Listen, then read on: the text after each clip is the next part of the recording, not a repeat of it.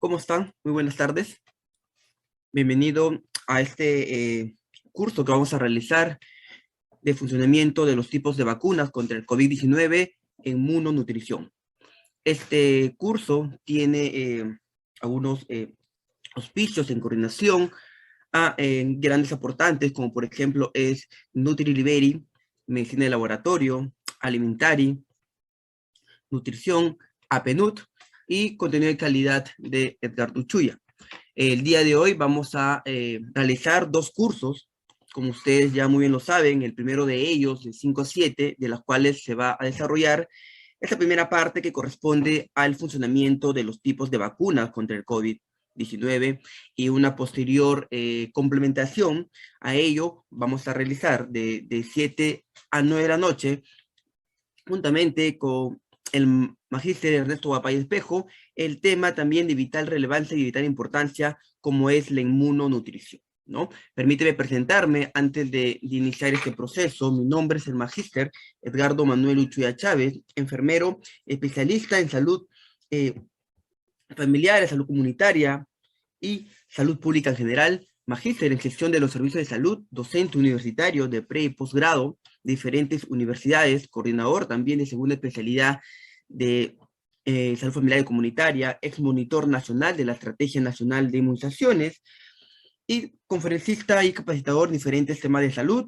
Cualquier cosita, estimados oyentes, estimados participantes, les estoy dejando mi correo y mi número telefónico para cualquier consulta o cualquier duda que puedan tener al respecto. Entonces, sin más preámbulos, vamos a iniciar con este primer tema, que es el funcionamiento de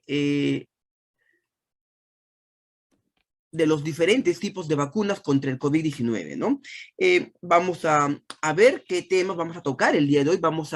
Este primer tema lo hemos visto correspondiente, conveniente, dividirlos o clasificarlos por 5 puntos muy importantes, ¿no? El primer punto es una historia de la vacuna, el segundo el segundo ítem que hemos visto conveniente es una línea de tiempo de estas vacunas a través de toda la historia de la creación de las vacunas. El tercer ítem o tema que hemos visto conveniente también realizar es la vacuna y la evidencia contra el coronavirus. El cuarto tema o subtítulo, las fases de elaboración. Y quinto, pero no eh, lo que se refiere a los diferentes tipos de vacuna y cómo funcionan en sí esta vacuna, ¿no? Entonces, justamente estos 5 puntos que estamos viendo actualmente en pantalla son los 5 puntos que vamos a desarrollar y que vamos a tocar el día de hoy, ¿no? Entonces, vayamos en estas próximas dos horas, si tenemos algún tipo de preguntas, algún tipo de dudas al respecto, al final de la ponencia nos pueden hacer llegar sus interrogantes a través de esta forma vía chat o a través también de los diferentes audios, ¿no? Entonces vamos a iniciar esta primera parte de lo que son las historias de la vacuna, ¿no? De la historia de la vacuna, justamente acá está, ¿no? Vamos a ver acá a un tema muy importante o a un personaje, sobre todo, pero muy importante, que es de la historia de la vacuna, que es Edward Jenner, ¿no? Y probablemente, como dice la diapositiva, el científico más influyente y el científico más relevante, ¿no? Más relevante en la historia de la vacunación. Incluso justamente se gana esta denominación porque es el científico que probablemente haya salvado más vidas en la historia de la vacunación, ¿no? Hablar de en sí de la historia de vacunación es un tema bastante amplio, dado que existe una innumerable información al respecto de la historia de la vacuna. Y justamente quiero entrar a tallar a este gran personaje que es el doctor Edward Jenner. De repente, no muchos de nosotros hemos escuchado hablar a este gran personaje, a este médico británico, ¿no? Justamente con una característica muy, no urbana, sino rural. Era un médico de campo, inglés, ¿no? Y como le menciono, quizás considerado como el científico que más vidas ha salvado en la historia de la humanidad. Y ese apelativo no es poco, ¿no? Y sin lugar a dudas, es porque algo muy interesante desarrolló. Y eso, lo que desarrolló o que utilizó para que se gane de repente esa terminología, es una metodología a la cual él denominó lo que se denomina hoy en día variolización. De repente ustedes se preguntarán, ¿no? ¿Qué es la variolización? La variolización es, bueno, es una incisión, es un corte que se hacía en la piel, en el individuo, y que a través de ese corte se inoculaba. ¿Y qué se inoculaba? Se inoculaba polvo de costras, ¿no? De la viruela, ¿no? Este personaje, Edward Jenner, fue gran influente de la erradicación total de la viruela. En tal sentido, entonces, él realizó esta metodología de la variolización, ¿no? Se hacía un corte y a través de ese corte se inoculaba polvo de costras de viruela. Entonces, justamente a través de eso se logró poco a poco hacer una vacuna con respecto a la viruela. Y esto hablando del siglo XVIII aproximadamente, ¿no? Asimismo, entonces, este procedimiento es un procedimiento bastante interesante, dado que él escuchaba justamente en las zonas campestres, en la rural, escuchaba que sobre todo en esas zonas habían personas que sufrían de esas enfermedades, ¿no? Entonces, justamente en esos tiempos, esa enfermedad de la viruela ocasionaba por esos campos, ¿no? Esas partes rurales, ¿no? Y entonces él justamente fue, ¿no? A esos campos, y acá podemos observar una imagen de ese siglo XVIII, estamos hablando de 1700 aproximadamente, ¿no? Algo muy interesante que él justamente estaba realizando en sí, ¿no? Él recibe información de una mujer que acá podemos apreciar en este cuadro llamada Sara Nelmes, ¿no?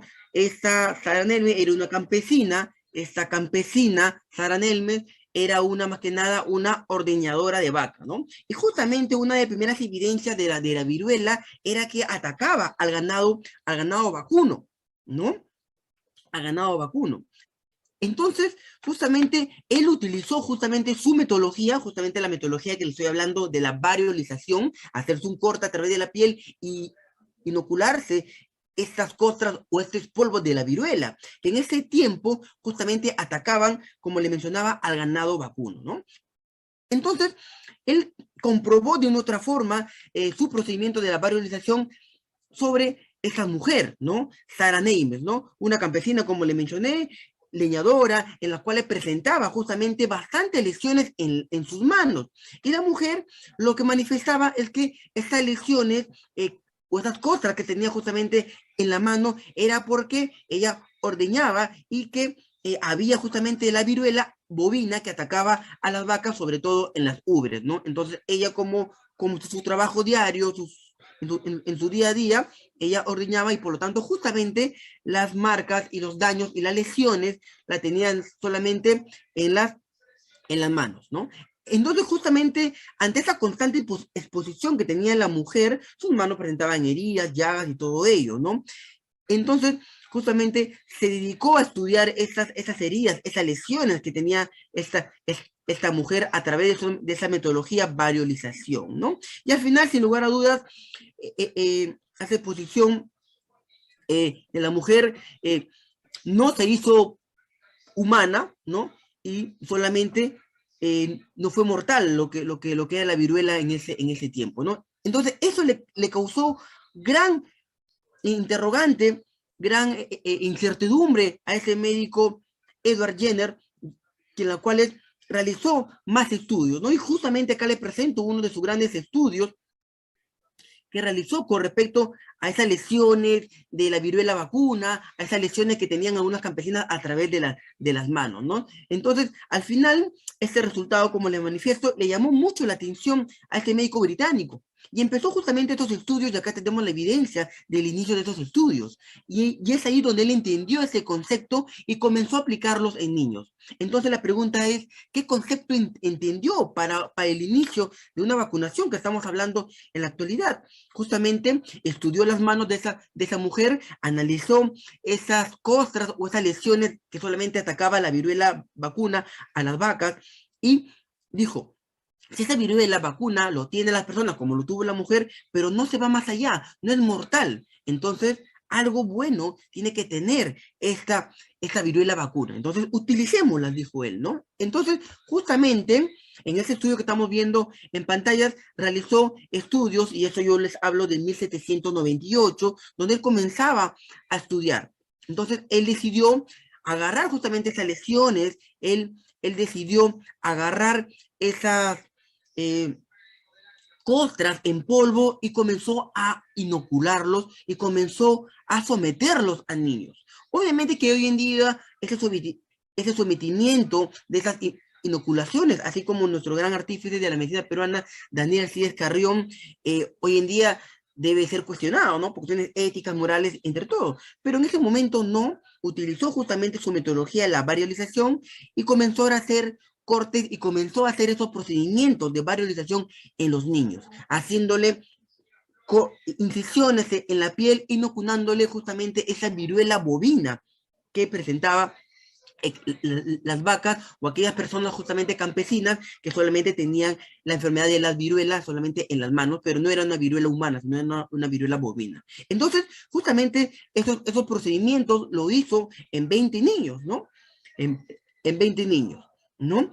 Y, oh sorpresa, justamente acá vamos a ver una imagen, ¿no? De este médico británico, Edward Jenner, que como le manifestaba, hizo este procedimiento de la variolización en 20 niños, inoculando esas costras, estas lesiones de la viruela bovina o de aquellas personas que solamente presentaban viruela en sus manos a causa de la viruela bovina, ¿no? Entonces, nos dio con la sorpresa justamente que Edward Jenner, de aquellos 20 niños en la cual él inoculó, los 20 niños no presentaron una viruela humana, que justamente las características de esta viruela humana en esos tiempos era una marcada características o sintomatologías en el rostro y muchas veces causaba la muerte, sin lugar a dudas. Entonces, el primer niño inoculado bajo esta metodología de la variolización fue James Phillips, ¿no? Que obviamente quedaría en la historia como el primer niño de la cual realizó este procedimiento, ¿no? Vamos avanzando, mira, estas eran las inoculaciones, como estamos viendo, que hacían Edward Jenner, ¿no? En las manos, ¿no? Esas cortes, como le manifestaba, y a través de estos cortes introducía el polvo de la viruela bovina, ¿no? Entonces, esto, al fin y al cabo, hizo un efecto muy positivo, dado que la sintomatología o los problemas no pasó a mayores en estos niños, solamente se manifestó, lo máximo que se manifestó esta viruela fue lo que vemos en pantalla, ¿no? Como una especie de costra, como una especie de llagas, pero no pasó más allá. En diferencia a la viruela humana, que vamos a ver más adelante algunas imágenes que sin lugar a dudas causaba la muerte e incluso dejaba una sintomatología o una característica muy marcada, ¿no? Entonces, eso fue lo que hizo Edward Jenner, hizo una exposición directa de estos niños contra la viruela bovina y él sin lugar a dudas estaba convencido de haber hecho este procedimiento muy bien y sin lugar a dudas, ¿no? Reunió frutos y no pasó a mayores en esos 20 niños que se inoculó esta viruela bovina, ¿no? Entonces, muy interesante. Acá podemos apreciar también otras sintomatología, ¿no? Una comparación de las vesículas que por viruela, ¿no? Que ocasionaba estas en el cuerpo, ¿no? Vamos a ver justamente más adelante algunas características muy similares, ¿no? Entonces, en resumen, para ver esta primera parte, al final Edward Jenner logró demostrar que sí teníamos una exposición, ¿no? Lenta, ¿no? A estas lesiones de la viruela producida por el ganado vacuno, pero que a la larga no producía una viruela humana que sí ocasionaría más síntomas, peores síntomas, incluso y hasta la muerte, ¿no? Entonces, así se inició el primer término que se denomina hoy en día y que lo conocemos, que es la vacuna. Entonces, gracias a Edward Jenner, fue lo que se inició este primer término de la vacuna, ¿no? Acá vamos a apreciar, miren, eso es un virus de la viruela, ya que estamos hablando de la viruela o cómo se inició el término justamente de la vacuna, de la vacunación, un término muy interesante que hoy en día ha salvado millones y millones de vidas, ¿no? Acá vamos a ver, sabemos que la viruela fue erradicada que la Organización Mundial de la Salud en 1980 nombró, o enunció, mejor dicho, y declaró erradicada la viruela en el mundo, ¿no? Pero miren, esta es una imagen del virus de la viruela y una imagen muy reciente, recién hace pocos años, que algunos científicos han podido desenterrar algunos cadáveres de aquellas personas que en el siglo de 1700, donde se produjo esta peste, fallecieron y bueno, algunos científicos lograron desenterrar estos cadáveres y lograron volver a aislar esta viruela, ¿no? Obviamente, esperemos que este rubro no caiga en malas manos, dado que podría ocasionar un nuevo brote de esta viruela ya erradicada desde 1980 en el mundo, ¿no? Entonces, esperemos que lo utilicen de la mejor manera, ¿no? Vamos a ver, justamente vamos a ir viendo cosas muy, muy interesantes, como son acá algunas imágenes, ¿no? A unas imágenes, esta es una imagen de una niña de Bangladesh, ¿no? Que tiene la enfermedad, y miren ustedes la magnitud de lo que vendría a ser la sintomatología de la viruela, y en comparación a lo que realizó Edward Jenner, ¿no? Vieron las llagas de los brazos de los niños, que eso fue lo máximo que se produjo, y a pesar de ser expuestos esos niños a personas con viruela humana netamente, no se produjo mayores efectos, mayores sintomatologías. Pero miren lo que causaba en su momento esta viruela a nivel mundial. Mira, se calcula hoy en día, en el siglo, bueno, estamos en el siglo ya XXI, bueno, en el siglo XX causó más de 300 millones de muertes, ¿no? Y una fotografía bastante impactante, sobre todo, de aquellas personas que sufrieron la enfermedad. Entonces, algo muy interesante, acá en la otra imagen podemos apreciar una máscara de una anciana que en esos tiempos manifestaba lo que era toda la enfermedad de la viruela, ¿no? Hoy en día es expuesta en un museo virtual de arte popular, ¿no? Entonces, lo que yo quiero ver en estos momentos es que miren cómo determinadas enfermedades, y no solamente la viruela, sino determinadas enfermedades han atacado a la población mundial, a los diferentes escenarios en Europa, en América Latina, en África y en todos nuestros entornos, ¿no? Entonces, no solamente la viruela, como le manifiesto, también existe otra enfermedad que nos ha puesto en jaque la salud pública de nuestro país, ¿no? Y justamente esta enfermedad que ha puesto en jaque la salud pública de nuestro país es la polio, ¿no? La polio hoy en día ha causado, ¿no?, muertes en el Perú hace más ya de varias décadas que no existe un caso de polio, que lo vamos a ver también el día, el día de hoy, ¿no? Pero hagamos también un regocijo, una alegría con respecto a esto. Esas son noticias, ¿no?, del año 2020, hace probablemente menos de 2 años, ¿no?, de la cual la OMS celebró la erradicación de la poliomielitis en África, ¿no? Casi 3 décadas después de lo que se produjo en América Latina y sobre todo en Sudamérica, ¿no? Entonces, acá como manifiestan las imágenes, hoy se reúnen para celebrar más que nada un hecho histórico de la salud pública, que es la certificación de la erradicación de la poliomielitis en la región africana, ¿no? Y la pregunta es, de repente, y en el Perú, ¿cuándo fue erradicada, no? Y sin lugar a dudas, en el Perú fue erradicada la polio también, por el año en 1990. Y otra pregunta que de repente también ustedes se preguntarán posteriormente, y lo vamos a desarrollar en su conjunto, qué grandes beneficios obtuvo la vacunación con respecto a la salud pública de nuestro país, ¿no? No es justamente, pero lamentablemente en todo el mundo no ha sido controlada como ha sido controlada, valga la redundancia, esta enfermedad de polio. Existen todavía regiones, existen todavía continentes en la cual, sobre todo la poliomielitis salvaje, causa y sigue causando estragos en la salud pública de dichos países, ¿no? Y por ejemplo, la poliomielitis salvaje todavía está presente, lamentablemente, en países como Pakistán y Afganistán, por ponerle un ejemplo, ¿no?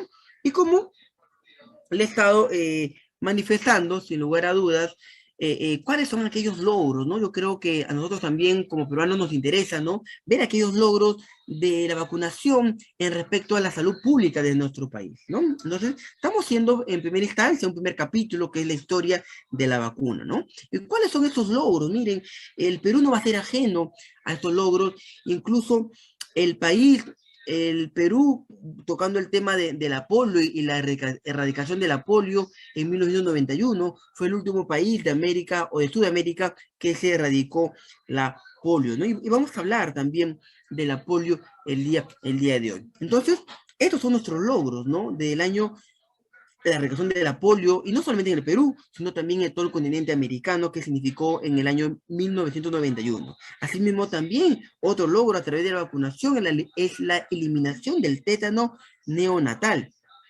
que se desarrolló en el año 1997 también, ¿no? Posteriormente también se produjo una ardua labor en lo que respecta a la vacunación con respecto a la sarampión, ¿no?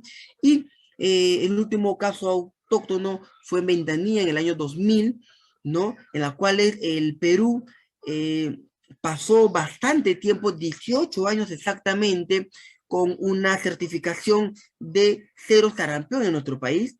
Lamentablemente en el año 2018 se perdió esta certificación por la reaparición de la sarampión. Ustedes de repente se acordarán, ¿no? La aparición de la sarampión en nuestro país, ¿no? Justamente en ese año tuve un pequeño tiempo en el MINSA, en la cual es justamente la Estrategia Nacional de Inmunizaciones como monitor regional, y viendo justamente el control y el adecuado barrido de este nuevo brote de sarampión, que obviamente por causas migratorias y por causas también de brotes de algunos países como Venezuela, Brasil y de parte de Europa, se inició en este año y de los cuales lamentablemente se perdió la certificación, ¿no?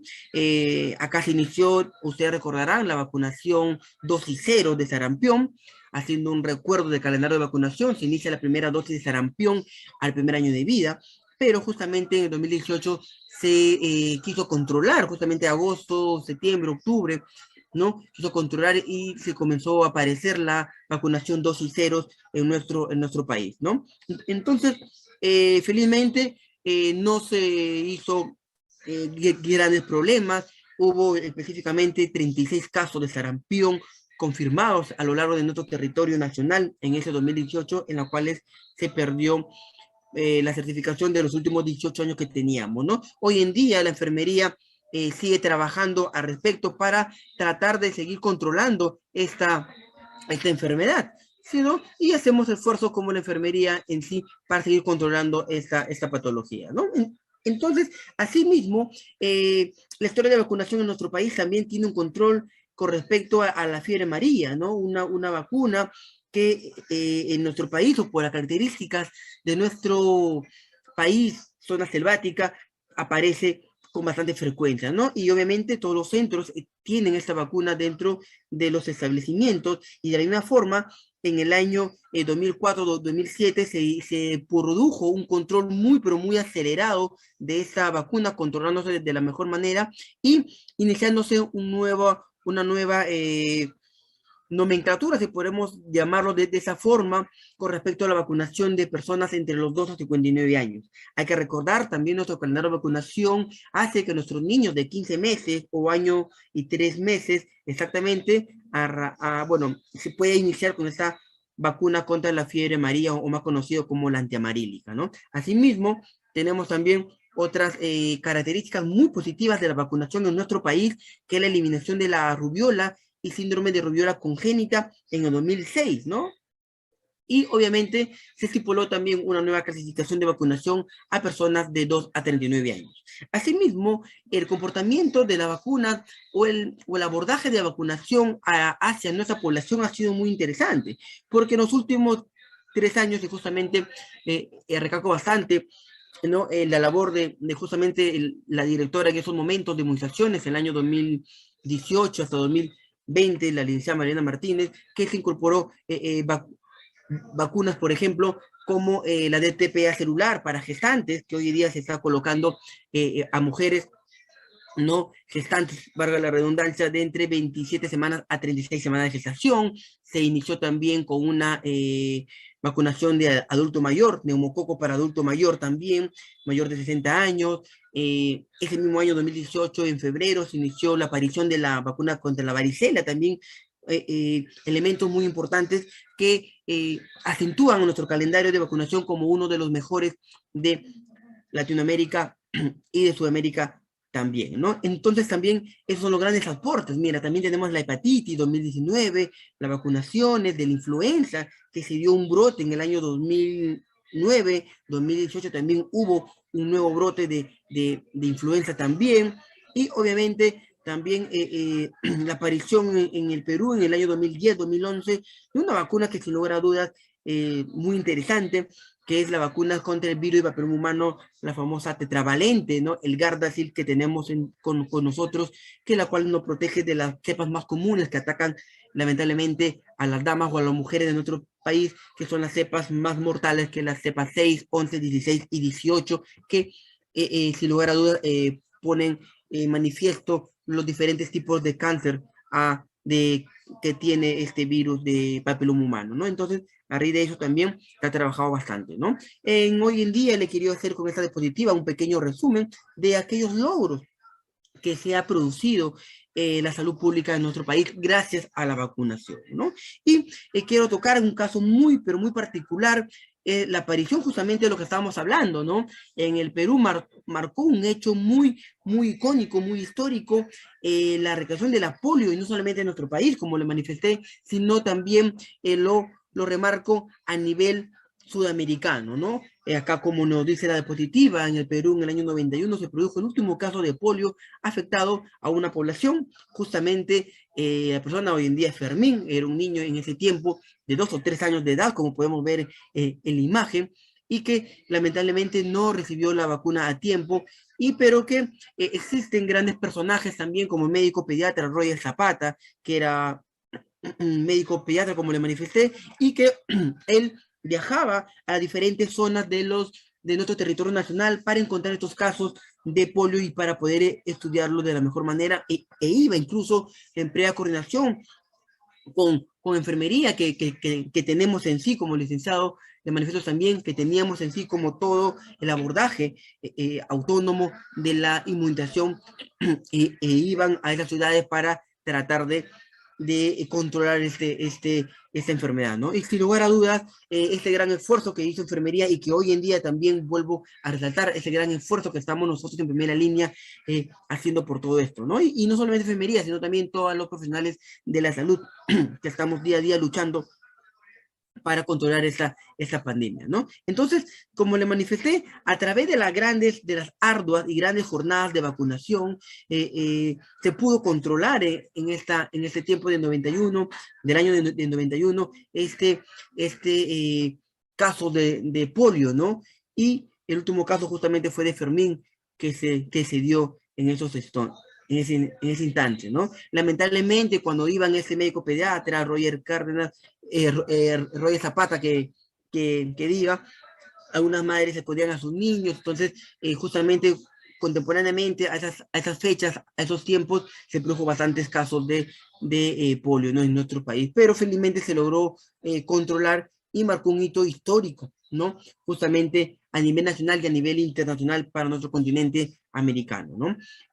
Años posteriores incluso se produjo, y les traigo acá y les quiero compartir, un encuentro muy importante, justamente este niño Fermín, ¿no? Se encontró con este médico pediatra años después, ¿no? Y de la cual compartieron grandes experiencias y tuvo Fermín, y justamente está publicado, le invito a ingresar también, ¿no? Al link que tenemos en la parte inferior, ¿no? Siempre bueno citando a los que nos favorezcan o los que nos brindan esta información en todos los aspectos, ¿no? En tal sentido, justamente después de tanto tiempo, mira, Fermín, el último caso de polio de nuestro país, se reunió con este médico Roger Zapata y compartieron historias, manifestaron el dolor que sentía, ¿no? Y todo el proceso que desencadenó tener esta enfermedad, ¿no? Que felizmente y gracias a Dios hoy en día ha sido controlado, ¿no? Entonces con este punto ponemos fin a la primera parte, que es la historia de la vacuna, quise hacer una breve compendio de cómo se manifestó de la viruela, ¿no? Una de las grandes epidemias hasta hoy en día la vacunación, ¿no? Entonces, el segundo tiempo, en un segundo ítem tenemos acá en la línea de tiempo de la vacuna, ¿no? De la vacuna, ¿no? Esta vacuna justamente tenemos acá, vamos a ver, ¿no? Vamos a ver una imagen, ¿no? Y de la cual yo creo que generalmente lo que nos preguntamos nosotros es este interrogante, ¿no? Yo creo que todas las personas hoy en día le ha generado dudas la rapidez en la cual se ha fabricado, se ha producido una vacuna hoy en día para el COVID o contra el COVID-19, ¿no? Yo creo que es una de las grandes interrogantes, ¿no? ¿No? ¿Por qué? Porque si hablamos la historia de la vacunación y el tiempo que se produjo anteriormente, la fabricación o la producción de vacunas con otras enfermedades, sin lugar a dudas hay tiempo bastante prolongado. Y justamente yo hoy día les traigo también esas diapositivas, cuánto tiempo demoró la aplicación o la creación de una vacuna y hoy en día la vacuna contra el COVID se ha convertido en un hecho totalmente histórico, ¿no? Un hecho histórico porque ha batido un tiempo totalmente, un tiempo récord, ¿no? Un tiempo récord con respecto a la vacunación, ¿no? Y este tiempo récord es lo que vamos a traerlos a continuación, ¿no? Miren acá algo muy importante, ¿no? Y como el manifiesto, ¿no? ¿Cuánto tiempo se tardó en aprobar las principales vacunas que tenemos hoy en día, ¿no? Yo creo que es una incertidumbre, ¿no? Y miren lo que les manifiesto, ¿no? Periodo de identificación del agente causal de la enfermedad hasta la validación para el uso de una vacuna. Es decir, el tiempo que se identificó por primera vez la enfermedad y cuánto se tardó para tener una respuesta inmunológica a través de la vacuna. Y miren, estimados colegas, estimado personal de salud, el dengue, ¿no? El dengue se puede identificar desde el año 1907. Y recién en el año 2009 existe, o de a partir del año 2019 que mencioné, existe una vacuna. ¿Cuánto tiempo demoró? Demoró 112 años. 112 años. Y con esto yo incluso le puedo traer a sus mentes una mayor preocupación, ¿cierto? Se demoró 112 años en fabricar una vacuna contra el dengue. Y ahora contra el COVID se demoró 10 meses, porque justamente 10 meses fue lo que se demoró en la producción de la vacuna contra el COVID, ¿no? Pero no perdamos ansias, estimados personales de salud, y vamos viendo este tiempo, ¿no? De estas enfermedades, ¿no? Entonces, miren, muy interesantes también, ¿no? Bueno, quiero que me disculparán, me adelanté una diapositiva, ¿no? Vamos a ir por tiempo cronológico, ¿no? La malaria, miren, estimados colegas, se conoció del año 1880, ¿no? Y han pasado 141 años y no hay hoy en día ninguna vacuna autorizada. Existen vacunas, sí, pero no hay vacunas autorizadas a través de nuestros grandes instituciones gubernamentales como la OPS, la OMS, de las cuales haya certificado la aprobación y la utilización de ellas. Que existen vacunas contra la malaria, pero las grandes instituciones como la OMS, la OPS, no lo ha autorizado y no lo ha certificado para su uso. Han pasado más de 141 años y no existe una autorización para la aplicación. La tuberculosis, miren, estimados colegas, del año 1882 que fue identificada hasta el año 1927. Demoró 45 años para la producción de una vacuna. Asimismo, tenemos la fiebre tifoidea del año 1884 hasta el 2017, recién hace un par de años atrás.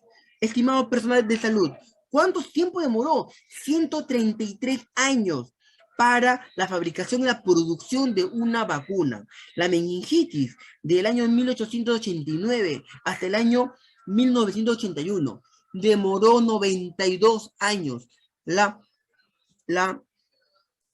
vacuna. La tos convulsiva de la misma forma, identificada en el año 1906 hasta la producción de su vacuna, que es en el año 1948, demoró 42 años la producción de esta vacuna, ¿no? Entonces, miren, estimados colegas, en esta primera parte, no quiero ver cómo aquellas enfermedades como la malaria, por ejemplo, aún no tiene una vacuna certificada, y otras vacunas que todavía están en proceso también, y otras que no están autorizadas a nivel mundial, ¿no? Y otras como la TBC, por ejemplo, que demoró bastante tiempo para producirla, o como la fiebre tifoidea, que demoró más de 100 años para producirla, ¿no? Pero tenemos más datos, miren, el dengue, desde su aparición en el año 1907 hasta la producción de la vacuna en el año 2019, hace recién un par de años atrás, demoró 112 años producir una vacuna contra el dengue. Lamentablemente el Perú todavía no tiene el acceso a esta vacuna contra el dengue. Sería muy importante por diversos casos de dengue y por la diversidad cultural y climática donde se da estas características geográficas de esta enfermedad. Justamente será muy importante que la posterior dirección de la Estrategia Nacional de Inmunizaciones, en coordinación con el Viceministerio o el Ministerio, con el MINSA y todo lo que es salud pública en general, vean la manera de cómo adquirirla, ¿no? Ya existe una vacuna contra el dengue. La polio, estimados colegas, identificada en el año 1908 hasta el año 1955, demoró aproximadamente 47 años la aprobación o la fabricación o la producción, mejor dicho, de esta vacuna, ¿no? Tiempos bastante largos, ¿no? Mira, la vacuna del Zika, que hace un par de años volvió, ¿no? Esta enfermedad, desde la aparición, ¿no? Desde el año 47 hasta hoy en día han pasado 74 años y no tenemos una vacuna autorizada para la aplicación. Asimismo, la varicela, miren, estimados personal, del 53 hasta el 95 demoró 42 años. La sarampión fue una de las vacunas más cortas, bueno, hasta ese momento la vacuna más rápida en la cual se produjo, que fue del 53 hacia el 63, de la cual ya teníamos una vacuna y demoró solamente 10 años la producción de esa vacuna, ¿no? Y otras vacunas también, como por ejemplo la infección por citomegalovirus, también del año 1960 hasta hoy en día, hasta el año pasado, 2021, 61 años, sin una vacuna aprobada, ¿no? Autorizada por esos grandes cambios. Pero sigamos, estimados personal de salud, miren, sigamos, ¿no? Sigamos. La hepatitis B, identificada por primera vez en el año 65, con una vacuna ya ratificada en el 81, 16 años demoró la producción de la vacuna. La rotavirus, identificada en el 73 y autorizada ya su producción en el año 2006, demoró 33 años. El ébola, desde el 76 hasta 2019, demoró 43 años, ¿no?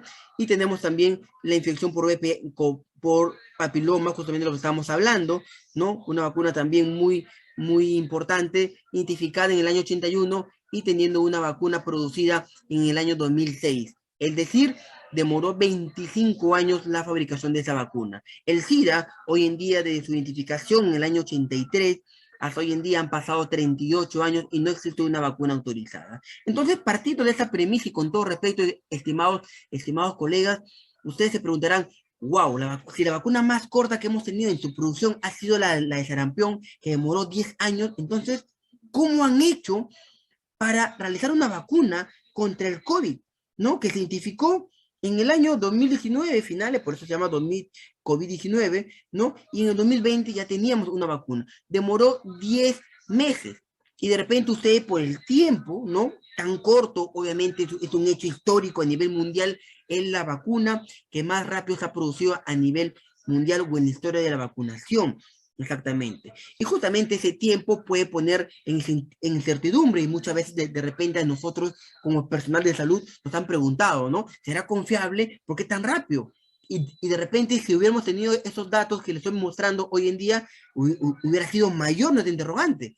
Si ha habido vacunas que se han demorado más de un siglo, ¿por qué una rápido en 10 meses? Y justamente la respuesta a ellos vamos a traerlas el día de hoy, ¿no? Y mira, como le manifiesto, ¿no? Y aparece en tan solo 10 meses la vacunación contra el COVID-19, considerada justamente por un gran amigo mío, el doctor Luis Figueroa, director y auspiciador de médicos de medicina de laboratorio, ¿no? Que es una vacuna que en la cual nosotros ya teníamos una información al respecto. Nosotros ya teníamos una información y obviamente se ha convertido un hecho histórico también la información de esta enfermedad, dado que la búsqueda científica que se ha realizado en esta vacuna ha sido una búsqueda insaciable y con mucha y mucha información al respecto, ¿no? Entonces, vayamos viendo, ¿no? Acá justamente uno de los casos que le estoy manifestando, la malaria, como le manifesté en las diapositivas anteriores, no hay una vacuna que se ha ido comprobada y desde el año 1880, si no mal recuerdo, han pasado 141 años y no tenemos una vacuna aprobada para ella, ¿no? Sería bueno ver este punto muy interesante, que es el caso de la malaria, dado que hay bastantes dificultades por la forma de cómo se multiplica. Justamente se ha demorado la producción de esta vacuna porque las características de multiplicación que tiene este insecto, esta enfermedad de la malaria es muy rápida, tiene características que van cambiando constantemente y justamente hace largo, ¿no?, la aprobación de esta vacuna para esta enfermedad y sobre todo su aprobación, porque sí existe una vacuna, pero no está aprobada a nivel mundial, ¿no? Entonces, justamente, ustedes se preguntarán y la incertidumbre que puede tener todo el país o todo el mundo, ¿no? Y los movimientos incluso antivacunas, que se alimentan de esto, pero que no debería ser así, ¿no? Entonces, nosotros como personal de salud tenemos que confiar en la vacunación. La vacunación hoy en día se ha producido en 10 meses, sí, pero tiene su porqué que lo vamos a pasar a explicar, ¿no? Entonces, es posible, ¿no? Acá como me dice, es posible que la rapidez en aprobar la vacuna es porque se han saltado etapas. Es justamente una de las grandes interrogantes que tiene el personal de salud, ¿no? Y no, esa vacuna no es efectiva, da miedo. ¿Cómo creen ustedes que en 10 meses se va a hacer la vacuna? Y eso que no le mostraron la dispositiva, porque si no, peor, nadie se hubiera vacunado. Pero entonces, hay estudios, ¿no? Hay que tener presente que las investigaciones que se realizaron en otros coronavirus, hay que tener en cuenta que el COVID-19 viene de una gran familia, y esa gran familia es de las familias de los coronavirus, ¿no? Acá, por ejemplo, y dentro de esa gran familia de los coronavirus, tiene este COVID-19 sus primos hermanos, y los primos hermanos de este COVID-19 es el SARS-CoV-1, ¿no? Que se produjo también en China en el año 2002, y su otro primo hermano de esta familia de los coronavirus es el famoso MERS, ¿no? Síndrome respiratorio del Medio Oriente, que se produjo en el 2002. Entonces, gracias a estos dos grandes primos hermanos que puso en jaque también la salud pública en determinados momentos, ¿no? En diferentes lugares, es que en la cual nosotros obtuvimos grande información con respecto a la gran familia de los coronavirus, ¿no? Entonces, miren, ¿no? Acá tenemos los casos, ¿no? SARS-CoV-1, que es el SARS, que se produjo en China, el MERS, que es su primo hermano, que se produjo en 2012, y hoy en día otro gran que nos está poniendo en jaque a la población mundial, que es el SARS-CoV-2, que hoy en día lo conocemos como el COVID-19. Entonces, pero tratemos de entender, esto es lo que yo deseo hoy el día, tratemos de entender por qué tan rápido se produjo una vacuna, ¿no? Y esto se debe, es que como le manifesté, ya teníamos información de la familia de los coronavirus, ¿no? En donde se estudió a profundidad a sus primos hermanos. Miren, estimados colegas, estimados personal de salud, de 2002 que diga, ya teníamos información, es decir, hace 20 años atrás, bueno, 2020, 2019 que se produjo, regresemos hace 17 años atrás, efectivamente, ya teníamos información del coronavirus, de un gran primo hermano como es el SARS-CoV-1 y posteriormente de 2012 el MERS. Entonces, hace 17 años atrás, hoy en día, hace ya casi 20 años atrás, teníamos información ya de esta familia del coronavirus. Sin lugar a dudas, pasaron casi 20 años y en esos 20 años, con la tecnología, con la información, con la con la capacidad virtual de investigación y con el gran avance tecnológico, se realizó mucha, pero mucha investigación para estos dos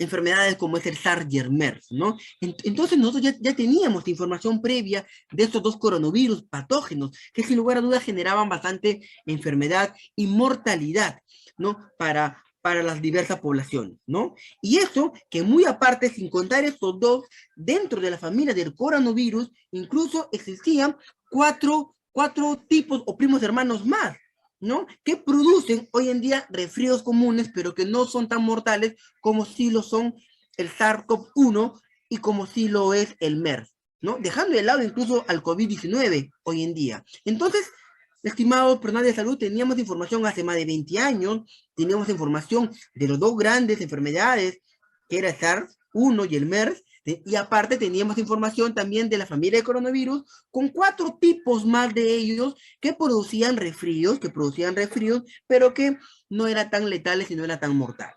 Entonces, efectivamente, ya teníamos evidencia científica contra el coronavirus. Y esto, en lo largo de 17 años, fue contribuyendo de manera muy, pero muy significativa en el avance tecnológico y sobre todo en el avance de la producción de las vacunas.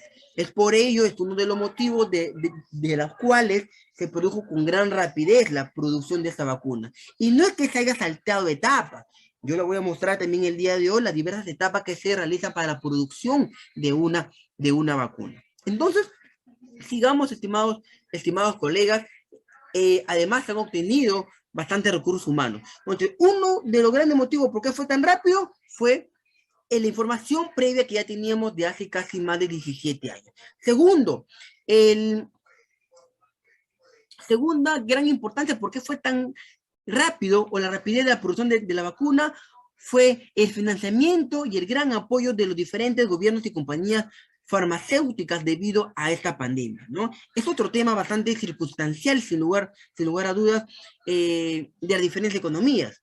Una vez todo esto se produjo, como ustedes saben, se produjo las grandes alianzas de los grandes gobiernos, obviamente de gobiernos desarrollados como Estados Unidos, Alemania, entre otros países, y en su conjunto formaron alianzas no solamente de gobiernos, sino alianzas estratégicas y alianzas económicas para dar una mayor potencialidad al inicio de una producción de una vacuna. Es por ello que los grandes fueron apareciendo grandes proyectos como el CEPI, como el Gavi, como el proceso, como proyecto Accelerator y Gol de Perú, estamos en vivo por si acaso, como proceso de Accelerator, o como otras instituciones como el COVAX Facility, ¿no? Grandes instituciones, grandes empresas muy potentes económicamente, con apoyo del gobierno y todo ello que hace que facilite también la producción de la vacuna.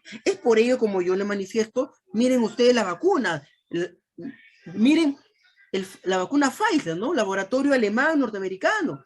Y así sucesivamente vamos a ir viendo también todas las vacunas posteriormente. Entonces, estos proyectos como el CEPI, como el Gavi, como el Accelerator, el COVAX Facility, fueron sin lugar a dudas grandes impulsadores para estos organismos y para la producción de la vacuna. Obviamente también se produjo apoyo de los gobiernos, como le menciono, el apoyo de las grandes compañías farmacéuticas, ¿no? El apoyo de grandes organismos filantrópicos también por amor a nuestra población mundial, los grandes aportantes, los millonarios, la OMS también con todos sus protocolos, ¿no?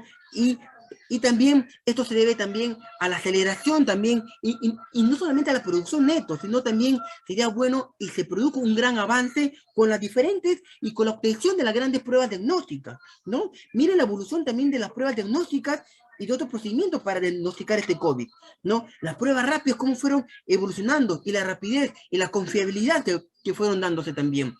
Entonces, en resumen, ¿no? En resumen, hay dos principales circunstancias de las cuales se produjo la rapidez de la producción de la vacuna.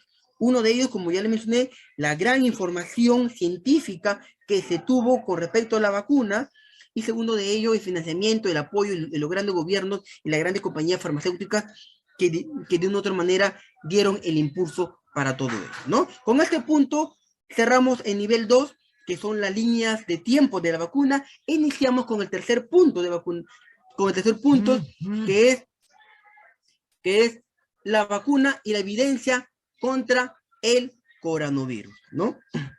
Entonces,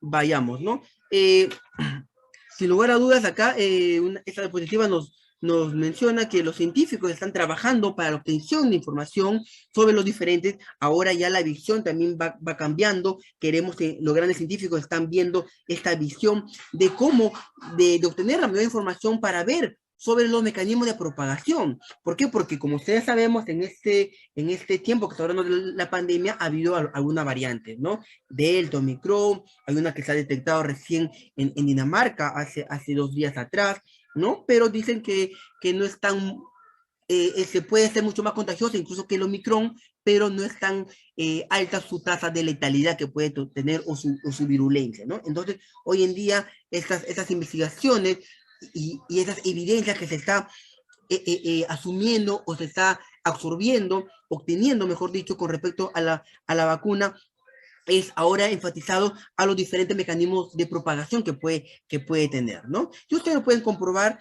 hoy en día el Omicron es mucho más contagioso en comparación a la primera y una segunda ola, que fue sí una tasa muy alta de letalidad, ¿no? De igual forma que controlar, hay que tomar las medidas correctivas, ¿no? Para ello también, ¿no? Y seguir con todos los protocolos como ya sabemos, ¿no? Entonces, es muy importante ver estos mecanismos de propagación del coronavirus, saber si las variantes causan una enfermedad más grave, que es lo que nosotros tenemos que prever, ¿no? O si las vacunas autorizadas sirven realmente para proteger a las personas contra ellas, ¿no? Entonces, sigamos, entonces, ¿no? Avanzando, ¿no? Acá tenemos los microbios están, los microbios, ¿no? Acá una imagen muy dinámica, ¿no? Los microbios están en todo nuestro entorno, sin lugar a dudas, eso lo sabemos, en el medio ambiente, en nuestros cuerpos, y cuando una persona es susceptible a los microbios se encuentra a un organismo débil, con defensas bajas, y más si dentro de ellos podemos obtener, bueno, o lamentablemente pueden tener algunos factores de riesgo o algunas comorbilidades, ¿no? Esto pueden provocar con la aparición del coronavirus dentro de nuestro organismo, pueden provocar la enfermedad o hasta la muerte, ¿no? Y sin lugar a dudas, hay que prever también esta parte, ¿no? De acá, ¿no? Hay que hablar un poquito, vamos a ir como nuestro sistema inmunológico, ¿no? Como la vacuna y la evidencia contra el coronavirus se refleja en nuestro sistema inmunológico, que es muy importante, ¿no? Esta diapositiva es muy interesante. Nuestro sistema inmunológico es el responsable, sin lugar a dudas, de defendernos y de protegernos ante los agentes patógenos, ¿no? Que hemos visto, y sobre todo aquellos agentes patógenos que pueden ingresar a nuestro organismo, ¿no? Y el nivel de barrera o el nivel de protección que tiene nuestro sistema inmunológico presenta de 3 etapas, ¿no? Una etapa, el primer nivel, que es el nivel barreras, el segundo nivel, el nivel innato, y el tercer nivel adaptativo, ¿no? Y justamente nuestro sistema inmunológico tiene estos 3 niveles para poder combatirlo. Entonces, ¿cómo funciona? A grandes rasgos quiero explicarle para ver el mecanismo también de acción que puede tener las vacunas y el comportamiento del COVID-19 con respecto a la vacunación. Entonces, en el primer nivel encontramos la barrera, es decir, la piel, la mucosa, tenemos el epitelio respiratorio, y esto va a evitar el ingreso del coronavirus, ¿no? Y esto, si no puede ser controlado de una cierta forma, viene un segundo nivel, que es el nivel innata, o un nivel de inmunidad innata, así es su verdadero nombre. El segundo nivel es la inmunidad innata, es donde las células ya son algunas células especializadas, algunas células que incluso van a producir algunas sustancias químicas y evitan de cierta forma que ese coronavirus se siga propagando, ¿no? Esto es lo que hace en sí este segundo nivel de inmunidad innata. Pero por qué motivos pasa el coronavirus, ¿no? Pasa el coronavirus a otro nivel, ¿no? Viene un tercer nivel, que es el nivel adaptativo, ¿no? Este nivel adaptativo es en donde las células ya mucho más especializadas buscan una respuesta mucho más efectiva y generalmente son las células sanguíneas que se encargan de todo este procedimiento, ¿no? Especialmente acá entran a tallar ya los linfocitos que ya van a generar o tienen una capacidad muy diferente en comparación a los otros dos niveles que le mencioné como la barrera innata. Ya tiene la aparición o la creación de una memoria inmunológica. Entonces, si bien es cierto, van a atacar y van a contrarrestar la infección y la enfermedad, van a generar paralelamente una memoria inmunológica detectando los puntos más débiles del virus o del microorganismo que ha ingresado, ¿no? Y esto va a quedar grabado como un archivo para posteriormente un nuevo ingreso de este virus, saber combatirlo hoy y saber atacarlo sobre todo en sus puntos más débiles. Y es justamente lo que yo quiero o les traigo, mejor dicho, esta diapositiva porque me da énfasis algo muy interesante con respecto a cómo actúa la vacuna dentro de nuestro organismo, ¿no? Entonces, pero a veces esto no sucede, a veces también falla un poco todo esto y nos enfrentamos a un germen muy, pero muy agresivo, como es este germen del coronavirus, ¿no? Y de las cuales, sin lugar a dudas, el cuerpo no lo conocía, tenía de repente un estudio anterior, como le mencioné, como el SARS-CoV-1 o el MERS, pero que no se realizó bajo nuestras características peruanas, ¿no? Pero obviamente aparecen acá ya viene un nuevo información, viene un nuevo personaje en nuestro sistema inmune, que es la aparición de los anticuerpos, ¿no? Entonces, justamente la vacuna es unos grandes artífices y es una de las formas en las cuales aparecen los anticuerpos. Entonces, cualquier preparación a generar inmunidad contra una enfermedad estimulando la producción de anticuerpos, ¿no? Y esta preparación destinada de generar anticuerpos también lo hace la vacuna. Entonces, vamos viendo poco a poco cuál es el funcionamiento, ¿no? de esta vacuna en el proceso de la generación de anticuerpos, ¿no? Sabemos que los anticuerpos en nuestro cuerpo, en nuestro organismo, con respecto al coronavirus, se va a enfrentar directamente al virus. Los anticuerpos, de una otra forma, van a neutralizar a los virus y se va a adherir, ¿no? a su proteína S, ¿no? Y así evita que el virus produzca daño de nuestro cuerpo, ¿no? La proteína S es una proteína muy importante que cumple un rol bastante significativo en la replicación o la multiplicación de el COVID-19, dado que esos son donde se van la proteína S, donde se va a adherir o se va a juntar con aquel receptor ECA, que es la enzima convertidora de angiotensina 2, ¿no? Se va a unir y a través de esos mecanismos ya se va a reproducir, ¿no? Entonces, es muy importante tomar en cuenta este punto que es la proteína S, ¿no? Entonces, justamente el anticuerpo va a través de la vacuna, que es una de las formas de generar anticuerpos, va a ser una carrera constante de quién se apodera primero de ese receptor, o la proteína S o los anticuerpos, para que dejar sin efecto esta adhesión, como le he manifestado, que puede tener este coronavirus, ¿no? Algo muy característico también, estimados colegas, es que en general la mayoría de las vacunas tienen un elemento, un líquido muy importante que es el esparcitión, ¿no? Que va a ayudar a nuestro cuerpo despierte de esta inmunidad, ¿no? Lo va a hacer que la inmunidad lo tenga mucho más activa y todo ello. Esto va a tener la capacidad este líquido que tiene la vacuna, ¿no? De que nosotros hagamos despertar a nuestro sistema inmune en sus tres barreras y sobre todo ir generando anticuerpos si lo tenemos, ¿no? Obviamente que a través de la vacuna nos va a facilitar también esto, ¿no? Vamos a producir mejores y mayores defensas también. La vacuna, sin lugar a dudas, va a tratar de introducirnos al germen, ¿no? Y vamos a tratar de producir la mayor cantidad de anticuerpos en un inicio, y posteriormente generar una memoria inmunológica para una posterior infección.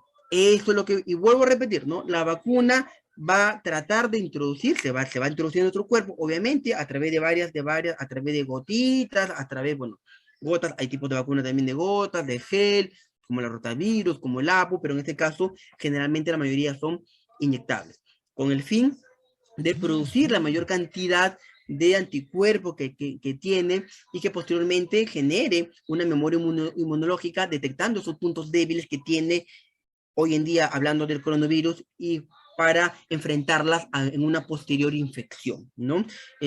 Entonces, eso es lo que hace en sí la vacunita, ¿no? Entonces, bueno, acá justamente lo que le manifestaba, ¿no? Puede ser de una suspensión de microorganismos muertos o atenuados, sin lugar a dudas, yo creo que puede ser, o de productos derivados de diferentes microorganismos, ¿no? Estas vacunas pueden ser introducidas a nuestro cuerpo, como ya sabemos, sea un virus completo, o sea una parte del virus, sea muerto o atenuado o inactivado, entre otros, ¿no? El virus, para ser introducido en nuestro cuerpo o el microorganismo, se somete a un procedimiento en la cual se va a inactivar, no por completo, y en la cual no va a producir y no se va a multiplicar, ¿no? Y no se va a multiplicar. Entonces, ese es el fin de la vacunación.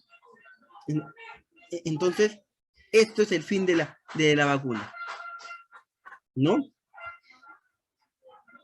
El método más habitual, como estamos viendo, para administrar las vacunas es la inyección, ¿no?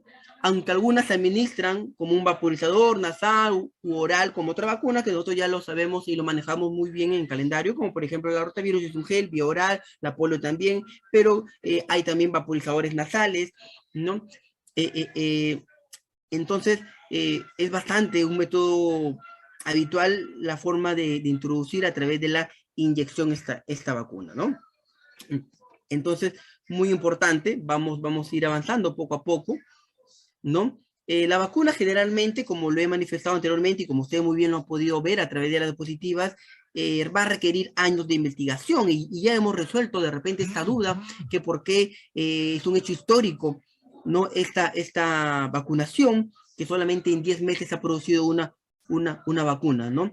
Eh, en tal sentido, a pesar de los años que se requieren para la investigación de estas vacunas, eh, eh, eh, se hacen y siguen todos los protocolos de la producción de una vacuna, ¿no? En uso en animales, en las diferentes fases, y obviamente todas estas vacunas, sobre todo la de COVID, a pesar de su rapidez, ha sido también producida y practicada y expuesta en humanos, ¿no? Los científicos hoy en día se van a embarcar y se están embarcando en una carrera por producir y por seguir produciendo que las vacunas sean cada vez más seguras y más efectivas contra este coronavirus y sin lugar a dudas en este tiempo récord de 10 meses como se ha obtenido la vacuna, ¿no? Vamos a ir viendo el comportamiento, que eso es lo que me interesa bastante, ¿no? ¿No? Acá, por ejemplo, tenemos acá algo muy interesante, lo que ya hemos visto, ¿no? El antígeno, los anticuerpos, miren, esto viene a ser cuando un nuevo patógeno o enfermedad entra en nuestro cuerpo, ¿no? Introduce a un antígeno nuevo, ¿cierto? ¿No? Para cada nuevo antígeno de nuestro cuerpo se necesita desarrollar un anticuerpo específico, ¿no? Entonces ingresa el antígeno, en este caso, mira, antígeno del sarampión, de la varicela, de la gripe, ingresan, pero para cada antígeno tiene que existir un anticuerpo específico, ¿no? Y miren las características, es un anticuerpo, es como una llave, como una cerradura, ¿no? Y la llave con la cerradura y de la cual se activan o se inactivan, ¿no? Entonces van a ir controlando y así son lo que necesita nuestro cuerpo, ¿no? Entonces, los diferentes anticuerpos específicos, sin lugar a dudas, que puedan agarrarse del antígeno y rechazar, obviamente, al patógeno en sí, o que, mejor dicho, no desarrolle su efecto replicador o multiplicador, que es la característica esencial, sobre todo de los virus, ¿no? Entonces, sigamos ahí viendo cositas, ¿no? Por ejemplo, acá, algo mucho más específico también, acá ya vemos, ¿no? Este es el antígeno, ¿no? Acá al lado izquierdo, ¿no? Que justamente la parte que vemos acá, la parte verdecita en el medio, su proteína, en este caso la del COVID, ¿no? Su proteína spike o espiga o proteína S, que es la cual su principal elemento que quiere adaptarse bajo los receptores y sobre todo aquellos receptores que es la enzima convertidora de angiotensina 2, que es el ECA2, pero nosotros a través de la inmunidad, sea por una previa situación directa con el virus, ya hemos generado una memoria inmunológica, o gracias, si no, a la vacunación, se va produciendo anticuerpos, y estos anticuerpos van a luchar, o van a estar en una lucha constante para que esta proteína no llegue netamente al receptor y que posteriormente pueda multiplicar, ¿no? El componente principal, como dice la diapositiva, de la vacuna es el antígeno, ¿no? El antígeno puede ser una parte o toda, hay que tener en cuenta, el antígeno puede ser o todo microorganismo o solamente una pequeña porción, ¿no? De esto, ¿no? Que puede causar la enfermedad. Pero acá tenemos, como le manifiesto, tenemos acá el anticuerpo que va a realizar una memoria inmunológica y que va a causar la mayor efectividad para no tener la enfermedad en sí, ¿no? Entonces, acá vemos, miren cómo de otra manera, cuando se introduce la vacuna en nuestro cuerpo, va generando un anticuerpo absolutamente nuevo, ¿no? Ese anticuerpo nuevo se va a adaptar, ¿no? En esta parte del antígeno, hemos dicho, sea antígeno la totalidad del patógeno, del virus, o una parte de ella. En este caso, generalmente en el coronavirus, es una parte de ella y se va a adaptar para no dejarla desenvolverse, o mejor dicho, para no dejarla que se desarrolle todo su proceso multiplicador, ¿no? Una vacuna, como nos manifiesta acá, es un fragmento minúsculo del organismo, ¿no? Entonces, la vacuna en sí es el organismo que está controlado, que está muerto, que está atenuado, ¿no? ¿No? Atenuado o inocuo, que incluye, sin lugar a dudas, esta parte del antígeno, ¿no? ¿Para qué? Para que lo reconozca aquellos anticuerpos, y para que así vaya generando una memoria inmunológica, y para una posterior visita de este microorganismo, donde nosotros ya lo detectemos, y que podamos ya generar una reacción mucho más inmediata con respecto a analizando justamente sus puntos débiles y todo ello, ¿no? Otro aspecto muy importante es las características o los componentes, mejor dicho, que tiene la vacuna, ¿no? Hemos dicho que uno de los componentes es el antígeno, ¿no? Porque lo que nos inoculamos nosotros, o lo que nos introducimos en la vacuna, es el germen en sí, sea inocuo, controlado, vivo, muerto, pero es el antígeno netamente, sea total o sea parcial. Entonces, necesariamente, uno de los componentes de la vacuna es el antígeno, ¿no? Entonces, podemos decir que el antígeno es la parte más importante de la vacuna, sí, sin lugar a dudas, la primera y la más importante es el antígeno. Aparte, hay sustancias como, por ejemplo, el coadyuvante, hay conservantes, hay estabilizantes, hay sustancias tensioactivas, hay productos residuales y hay diluyentes que hacen que la vacuna o tengan las características que sin lugar a dudas nosotros ya conocemos, ¿no? Pero lo más importante, sin lugar a dudas, para poder usar una vacuna, es que todos estos componentes, como el antígeno, coadyuvante, conservante y todo lo que hemos visto, y otro más, sean seguros, porque esa debe ser una de las características esenciales de la vacuna. Entonces, en su conjunto, todos estos componentes de la vacuna tienen que ser seguros, que no produzcan un daño en el ser humano. En tal sentido, esto se va a enfatizar. Esta seguridad, esta eficacia se debe de garantizar y enfatizar en las diferentes fases de elaboración que tiene la vacuna, sobre todo brindándole, como ya le manifesté, en cada una de las fases el grado de seguridad que puede tener, ¿no? Entonces, muy importante, entonces, acá conocer también una parte de la arquitectura molecular de del virus, ¿no? Miren, acá tenemos, esta es la característica, ¿no? Viene de la familia del coronavirus porque tiene una especie de corona, y esa especie de corona los da las proteínas S, o las proteínas espiga o spike, como que se conocen en alguna literatura, ¿no? Esas proteínas S son unas glicoproteínas que le van a dar, como le manifesté, el aspecto de corona. ¿Y cuál es la función en sí de esta proteína spike o proteína S?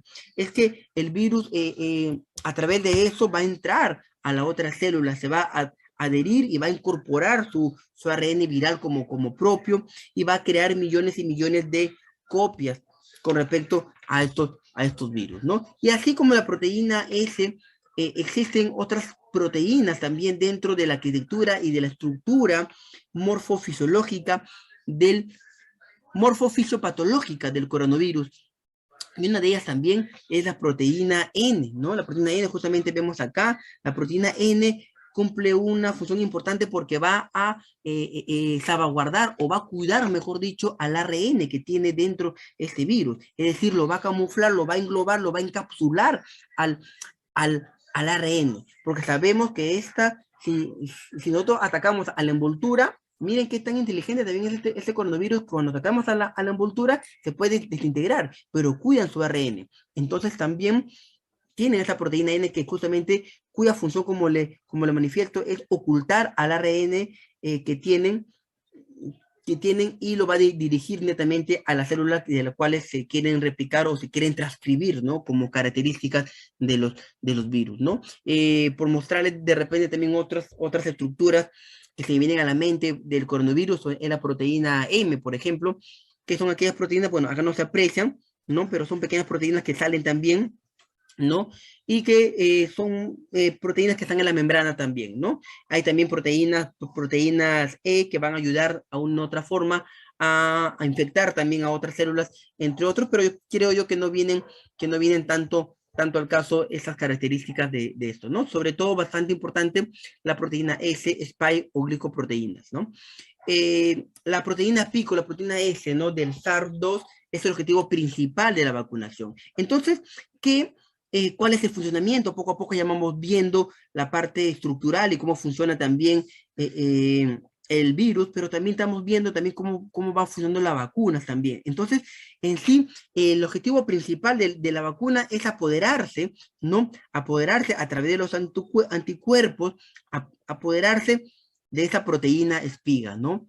Unirse. ¿Unirse para qué? Porque esa proteína, como la manifiesto, va a ser el principal medio, si se une con la ECA2, a través de eso se va a replicar y se va a transcribir. Entonces, una vez si esto está cubierto, si todo esto ya está ocupado, mejor dicho, no va a haber método para que se pueda multiplicar, ¿no? Entonces la proteína S, en resumen, ese es el objetivo principal de la vacuna. Casi todas las vacunas en sí se enfocan en esta parte del virus, pero también existen vacunas que van a optar por el método tradicional de la producción de vacunas. ¿Y cuál es el método tradicional? El método tradicional es el estudio de la totalidad del virus. En este caso, van a estudiar todo el virus y no solamente una parte de ellas, como estamos viendo que la proteína S, ¿no? Eso tiene su pro y su contra. Estudiar a todo el virus significa que los grandes laboratorios tengan una alta capacidad, ¿no? Una alta capacidad de como un almacén de cultivo de estos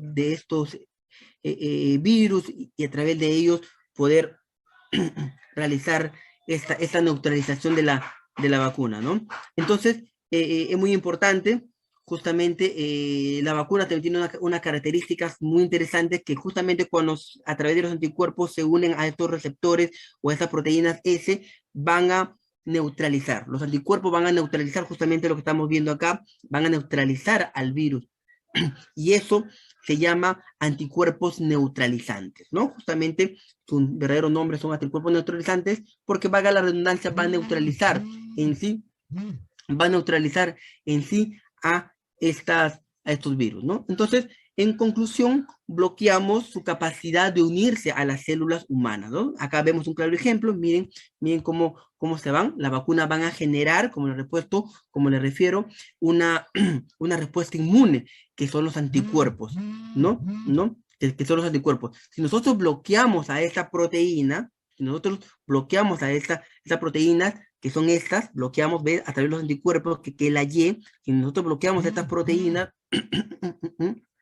las proteínas, ya el coronavirus no podrá realizar su efecto replicador o su efecto de transcripción y por lo tanto no va a poder unirse, no se va a unir a los receptores ECA2, que es su favorito, ¿no? Que es la enzima convertidora de angiotensina 2 y bloquea por consiguiente la capacidad de acción o la capacidad de infección y por ende y por lo consecuente no se va a producir la enfermedad. Entonces, esta activación, este bloqueo de capacidad de que se pueda unir esta proteína S del coronavirus con el ECA2 se va a producir por dos formas, ¿no? De obtener anticuerpos. Una de ellas, previa infección, ¿no? Tenemos que enfermarnos porque el cuerpo va a generar, a través, lamentablemente, del combate directo con el virus, va a generar anticuerpos, una memoria inmunológica, como le he manifestado, y va a producir posteriormente una defensa natural, ¿no? ¿No? Y otra mecanismo para la producción de justamente de estos anticuerpos es mediante la vacunación, ¿no? Entonces son los dos mecanismos, obviamente que corremos muchos riesgos, ¿no? Si es mediante la exposición directa, si lo podemos decir con la exposición, lamentablemente unos han expuesto directamente y no, bueno, ha sucumbido ante la enfermedad, ¿no? ¿No? Esto es lo que hemos visto, miren acá, esto es lo que es la parte de la actividad, miren el anticuerpo, este es el coronavirus, acá tenemos ella tenemos su proteína S y eso es lo que hace la vacuna, ¿no? O sea, se adhiere, se junta a la proteína S en la cual lo va a bloquear y no va a permitir que llegue al receptor ECA2 y que produzca toda su replicación o toda su transcripción de su ARN, ¿no? Eso es lo que realmente, y este proceso se hace de dos formas, sea directamente por la enfermedad o sea por la vacunación, ¿no? Entonces, eh, eh, con esto cerramos el tercer punto, vamos a ir por el cuarto punto, que es muy importante también, que nos refieren las fases para obtener una vacuna, ¿no? ¿Cuáles son aquellas fases para obtener una vacuna? Es un proceso largo, eso de repente ustedes se han preguntado y como hemos escuchado de repente por ahí también uno menciona, ¿no? No, dicen, ¿por qué en 10 meses? ¿Por qué tan rápido ha salido una vacuna? Y ya lo hemos mencionado el día de hoy, ¿por qué la rapidez? No, de repente también ustedes han escuchado, no, que se ha saltado etapas, fases, no, tal que lo experimentan así nomás con nosotros, los seres humanos, no, es totalmente falso. Las fases de vacunas, todas pasan por las fases, todas, sin excepción, todas, algunas se quedarán en el camino, otras renunciarán, etcétera, que lo vamos a ver, pero todas sí o sí pasan por este proceso, ¿no? A grandes rasgos, el proceso de la prueba de la vacuna, miren, son pruebas preclínicas, algunas son pruebas de seguridad de primera fase, ensayos ampliados en una segunda fase, que lo vamos a ver más adelante con una diapositiva en resumen, mucho más didáctico. Tenemos también ensayos de eficacia de la fase 3, tenemos también las pruebas preclínicas, tenemos las pruebas de seguridad de fase 1, tenemos los ensayos ampliados de fase 2 y tenemos también los ensayos de eficacia de la fase 3, llegando hacia una fase 4 que ya tendría o que sería netamente la aplicación y la aprobación de la vacuna, ¿no? Entonces, vamos a hablar, en resumen, justamente acá les traigo, como le manifesté, este resumen, ¿no? De la fase preclínica y la fase 1, fase 2, fase 3 y fase 4 netamente, ¿no? Vamos a ver, ¿no? Entonces, observemos acá las fases, ya le mencioné, en la fase preclínica, por ejemplo, se hace netamente en animales, ¿no? De manera experimental. Esta fase es importante porque nos permite observar si realmente este primer intento por generar la vacuna va a generar anticuerpos justamente en estos primates, es decir, que va a generar una respuesta inmune. Es por eso la importancia de esa parte preclínica y se hace generalmente en animales. Otra característica muy importante de esta fase preclínica es que también nos permite, muy aparte de saber si va a generar anticuerpos o no, nos permite experimentar con las dosis, estamos hablando de una primera fase, de una primera fase preclínica, incluso ver las dosis ideales que se pueden utilizar posteriormente en humanos, ¿no? Con esto no quiero decir que se va a tratar directamente con humanos, no, estamos hablando que esta primera fase preclínica se hace en animales y vamos a generar dos cosas importantes. Una de ellas, la generación de anticuerpos, es decir, la respuesta inmune que puede tener el animal, y dos, también se va a probar las dosificaciones que posteriormente pueden ser usadas en humanos. Una vez aprobada esta reciente primera fase de preclínica, aprobada, documentada, registrada, evidenciada, publicada, totalmente toda transparente, pasa recién a una segunda fase.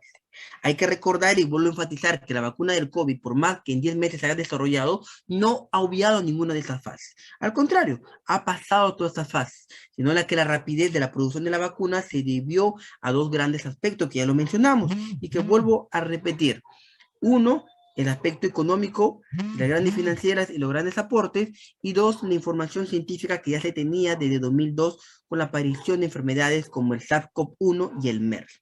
Entonces, sigamos, ¿no? Después ya de identificar una generación de anticuerpos, una respuesta inmunitaria en animales, después de ver la cantidad de dosis que posiblemente se va a tratar en adultos o en humanos, mejor dicho, se genera la fase 1, que son ensayos clínicos fase 1. En este primer ensayo fase clínico va a ser un ensayo clínico aleatorizado. Eso quiere decir, es un ensayo clínico al azar, en donde se genera lo característico, se va a ir inoculando poco a poco, pero va generando como una especie de administración de pruebas aleatorias. Es decir, algunos recibirán vacuna y otros reciben placebo, ¿no? Entonces, es un ensayo clínico aleatorizado doblemente ciego. ¿Y por qué doblemente ciego? Porque tanto el vacunador como el receptor de la vacuna no tienen que saber qué es lo que se ha administrado, ¿no? ¿No? Debe ser los ideales, de acuerdo a cuestiones éticas, debe ser ensayo clínico aleatorizado doblemente ciego para el administrador y para el que se le administra la vacuna en sí, ¿no? Entonces, acá podemos ver justo en imagen, ¿no? Algunos, por ejemplo, ustedes han visto, pues en los primeros estudios, algunos recibían la vacuna, otros recibían placebo, ¿no? U otro elemento que no era la vacuna en sí. Entonces, esto una vez con todo esto, con los estudios y de igual forma documentada, publicada, aprobada, con la total transparencia, pasa ya a una fase 2, la búsqueda de la vacuna. La aparición en esta fase 2 es muy importante también porque ya no va especificando la cantidad de dosis, ¿no? Para alcanzar, ¿no? Una eficacia. Entonces, mira, vuelvo a repetir, en esta fase 2 se va buscando la búsqueda, valga la redundancia, la búsqueda de dosis. Es decir, vamos buscando la cantidad de dosis para alcanzar una eficacia, ¿no? Y lo que se ha comprobado con la vacuna del COVID es que por lo menos tiene que tener dos dosis. Es por ello que, bueno, generalmente, ¿no? En comparación de repente con la vacuna Johnson, que solamente es una sola dosis, pero también ha generado también, no tiene tanta eficacia. Es por ello que se recomienda a todos, por lo menos, tener las dos primeras dosis, porque una no genera una total eficacia y según estudios, todo eso pues lo estoy mostrando, con una doble vacunación, una doble dosis, va a generar una mejor y mayor eficacia. En esto, ¿dónde se desarrolla? En la fase 2. Pero los estudios siguen, ¿no? Los estudios siguen a una posterior fase que es la fase 3. Hemos dicho que en todas las fases de la fase preclínica y toda la fase 1, 2, 3 hasta las 4, la vacuna va a tener que enfatizar en la parte de seguridad. Así como estamos viendo la eficacia que ya se está obteniendo a través de una primera dosis o una segunda dosis, y eso es lo que tenemos hoy en día de conocimiento, estamos viendo lo que es la seguridad. Entonces, en esta fase 3 se enfatiza y se brinda una mayor eficacia y paralelamente también una mayor seguridad con respecto a la aplicación, disminuyendo aquellos factores, posiblemente los factores adversos o aquellas reacciones postvacunales que pueden tener. Es por ello que las vacunas, ¿no? Que, las, que la vacuna que lo vamos a ver más adelante, por diversas características, tienen diferentes comportamientos de los cuales cada uno lo haya recibido, ¿no? Por los diferentes tipos de vacuna, ¿no? Y la fase 4 sin lugar a dudas, ya es una vacuna que está aprobada, mejor dicho, ya para su uso y para su aplicación. En donde, por ejemplo, las grandes instituciones como el OMS, el OPS, van aprobando poco a poco. Aparte de ello, sin lugar a dudas, bueno, ese es todo el proceso. De igual forma, cada país es responsable de que la vacuna se utilice bajo o mediante criterios, ¿no? Cada país va a tener su comité de expertos, cada país va a tener su comisión, su comité, y cada país va a aprobar, mejor dicho, el uso de la vacuna dentro de su territorio, ¿no? A pesar incluso que la OMS no haya aprobado algún tipo de vacuna. Entonces, eso también queda en la decisión gubernamental. Yo quiero traerlos simplemente que el proceso contra el COVID ha tenido y ha desarrollado todos los procesos y no se ha salteado ningún proceso en sí, desde el análisis preclínico en animales hasta la aprobación hasta la fase 4. A pesar de ello, la OMS puede respaldar o no en diferentes tiempos algunos tipos de vacuna. Sí, a pesar de ello también, cada gobierno es responsable si los usa dentro de su territorio o para su población. Entonces, esas cositas hay que dejar bien en claro, estimados colegas, ¿no? Acá una diapositiva bastante dinámica, muy interesante, ¿no? Para complementar justamente la diapositiva anterior de las fases, los grupos en cada fase se vienen incrementando, ¿no? La fase 1 va a comenzar con un pequeño grupo menos reducido, generalmente menos de 100, así en la fase 2 ya van aumentándose en cientos, la fase 3 ya son miles, y la fase 4 ya, para que sean miles, porque ya se aprobó la fase 4 y es un estudio mucho más ampliado, ¿no? Y puede ser incluso, acá ya se sale con la eficacia, se sale con la dosificación, con la seguridad que en cada fase se va a ir dando, y efectivamente lo que queremos nosotros, que es la respuesta inmunológica o la respuesta de eficacia de la vacuna, ¿no? Entonces, son características muy interesantes que cumple todo ello, ¿no?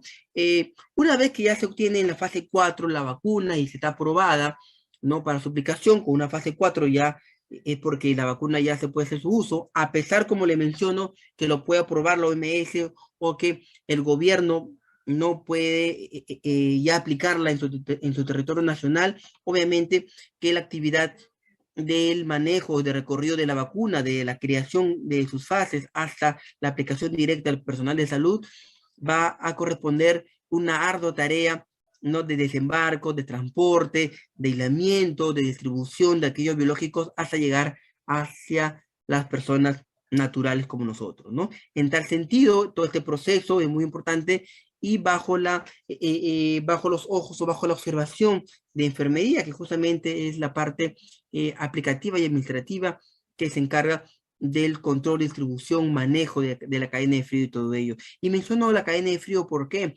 Porque, como sabemos nosotros, los diferentes tipos de vacunas que están en nuestro país, como la Pfizer, por ejemplo, tienen otra especie logística de almacenamiento, ¿no? Ellos se almacenan en una temperatura congelada de -70, en comparación a otras vacunas que tenemos también en nuestro mercado, ¿no? Obviamente que ya eso se va a ir manejando, ¿no? Como le mencioné también, vamos a ver una positiva muy interesante, que es el rastreador de vacunas contra el coronavirus, ¿no? Hemos visto en general las fases, ¿cierto? Fase 1, fase 2, la fase 4 ya vendría a ser la aprobada.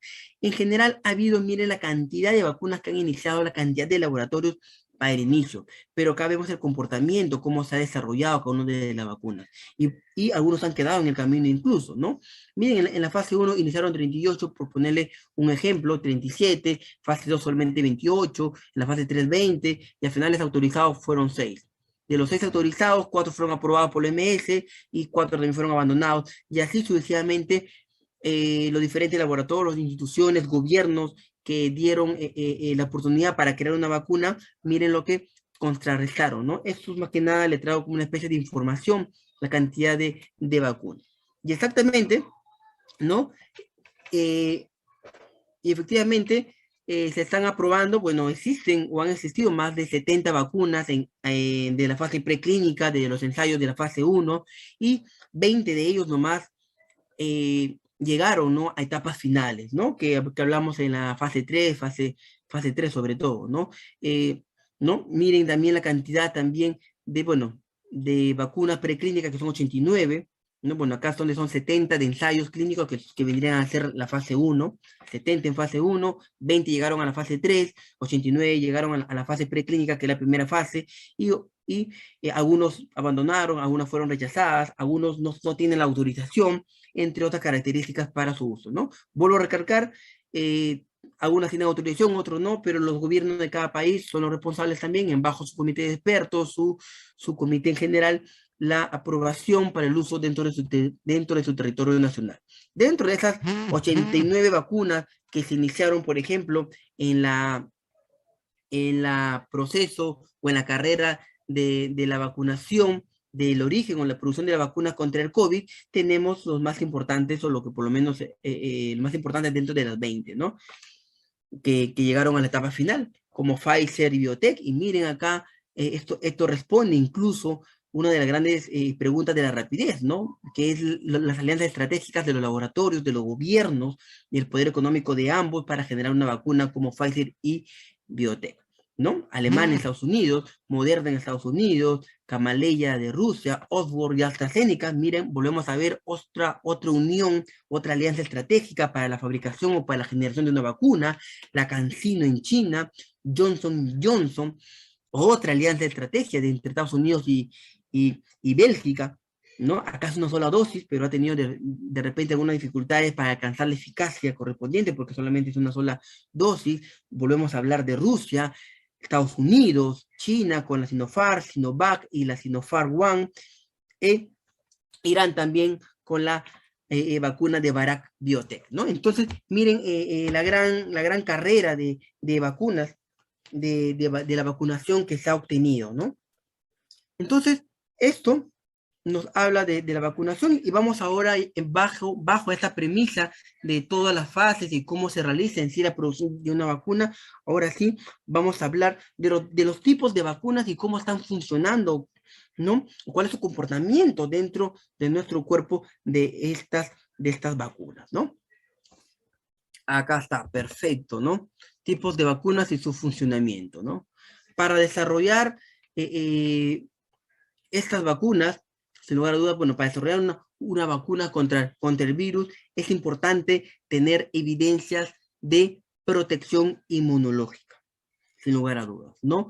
Existen tres fases, por ejemplo, ya hemos visto también esto, vamos a hacer un previo recordatorio, ¿no? En primate, con la fase preclínica, la reducción y la multiplicación nos permite generar una respuesta inmunológica, una respuesta inmune, y también nos permite la fase preclínica, como le manifesté, generar la cantidad de posibles dosis que se puede utilizar más adelante con humanos.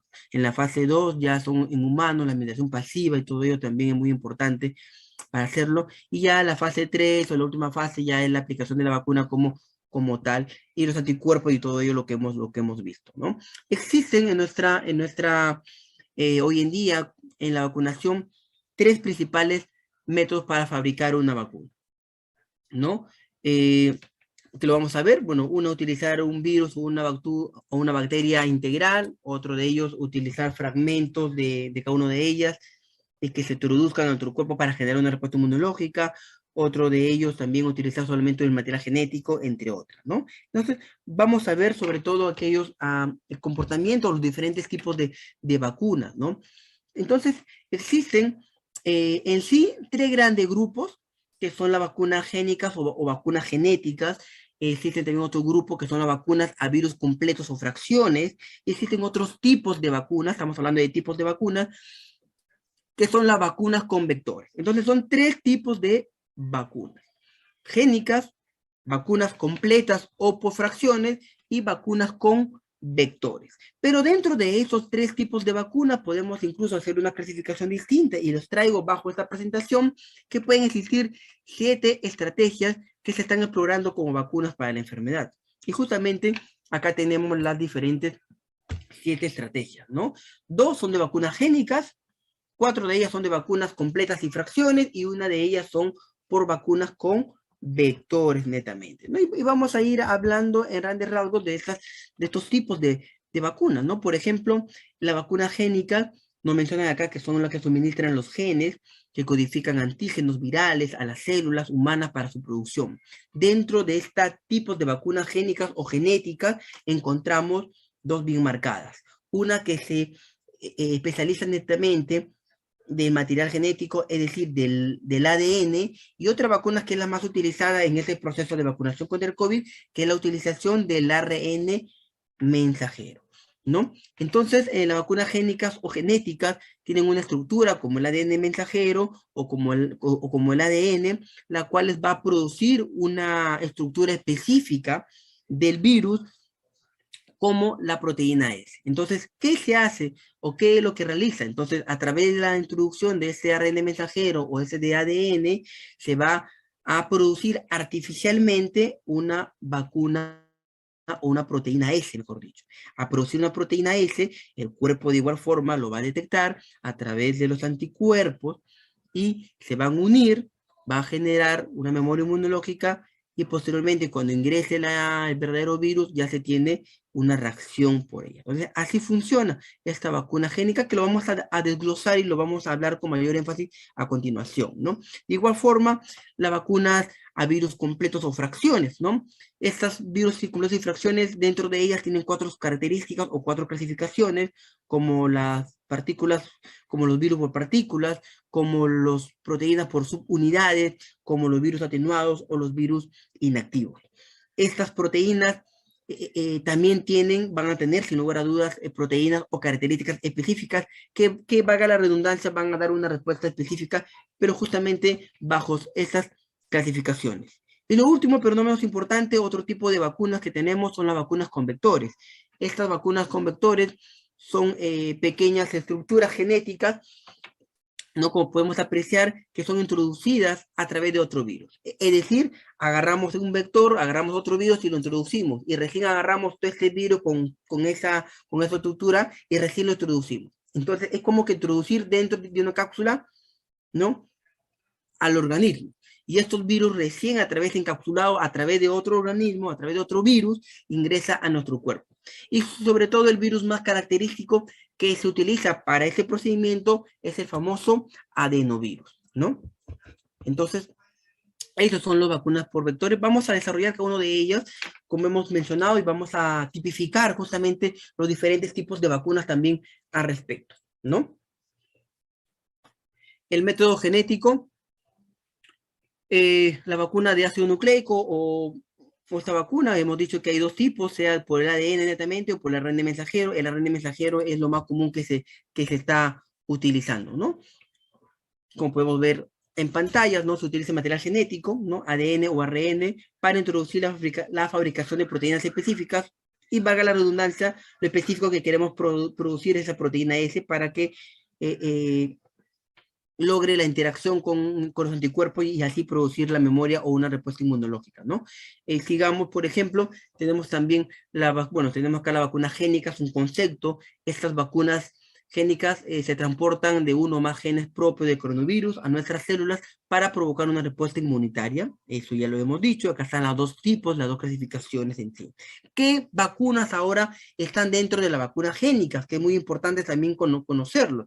Tenemos la famosa vacuna Pfizer, esa vacuna norteamericana, alemana. La Pfizer es una vacuna de característica o de tipo de vacuna genética o génica, es decir, utiliza el ARN mensajero, en este caso, esta vacuna, ¿no? Acá tenemos algunas características, ¿no? De esta vacuna Pfizer, producido por el laboratorio Biotech, ¿no? O también producido como la Comirnaty también, ¿no? Que son 2 dosis con 3 semanas de diferencia, como ya lo sabemos, un poquito complejo de repente su almacenamiento, sea por congelamiento, que es lo que nos trae. Entonces sabemos la característica o el tipo de vacuna genética es la vacuna Pfizer porque utiliza exactamente un ARN mensajero. Pero la Pfizer es solamente la que utiliza un tipo de vacuna genética, no. También existe otra vacuna, por ejemplo, la vacuna Moderna. La vacuna Moderna también es una vacuna genética, ¿no? Genética que utiliza también un ARN mensajero también, ¿no? O sea, una pequeña porción, su ARN mensajero, y a través de esa transcripción, ¿no? Esa lectura que le puede dar nuestro anticuerpo va a producir la respuesta inmunológica.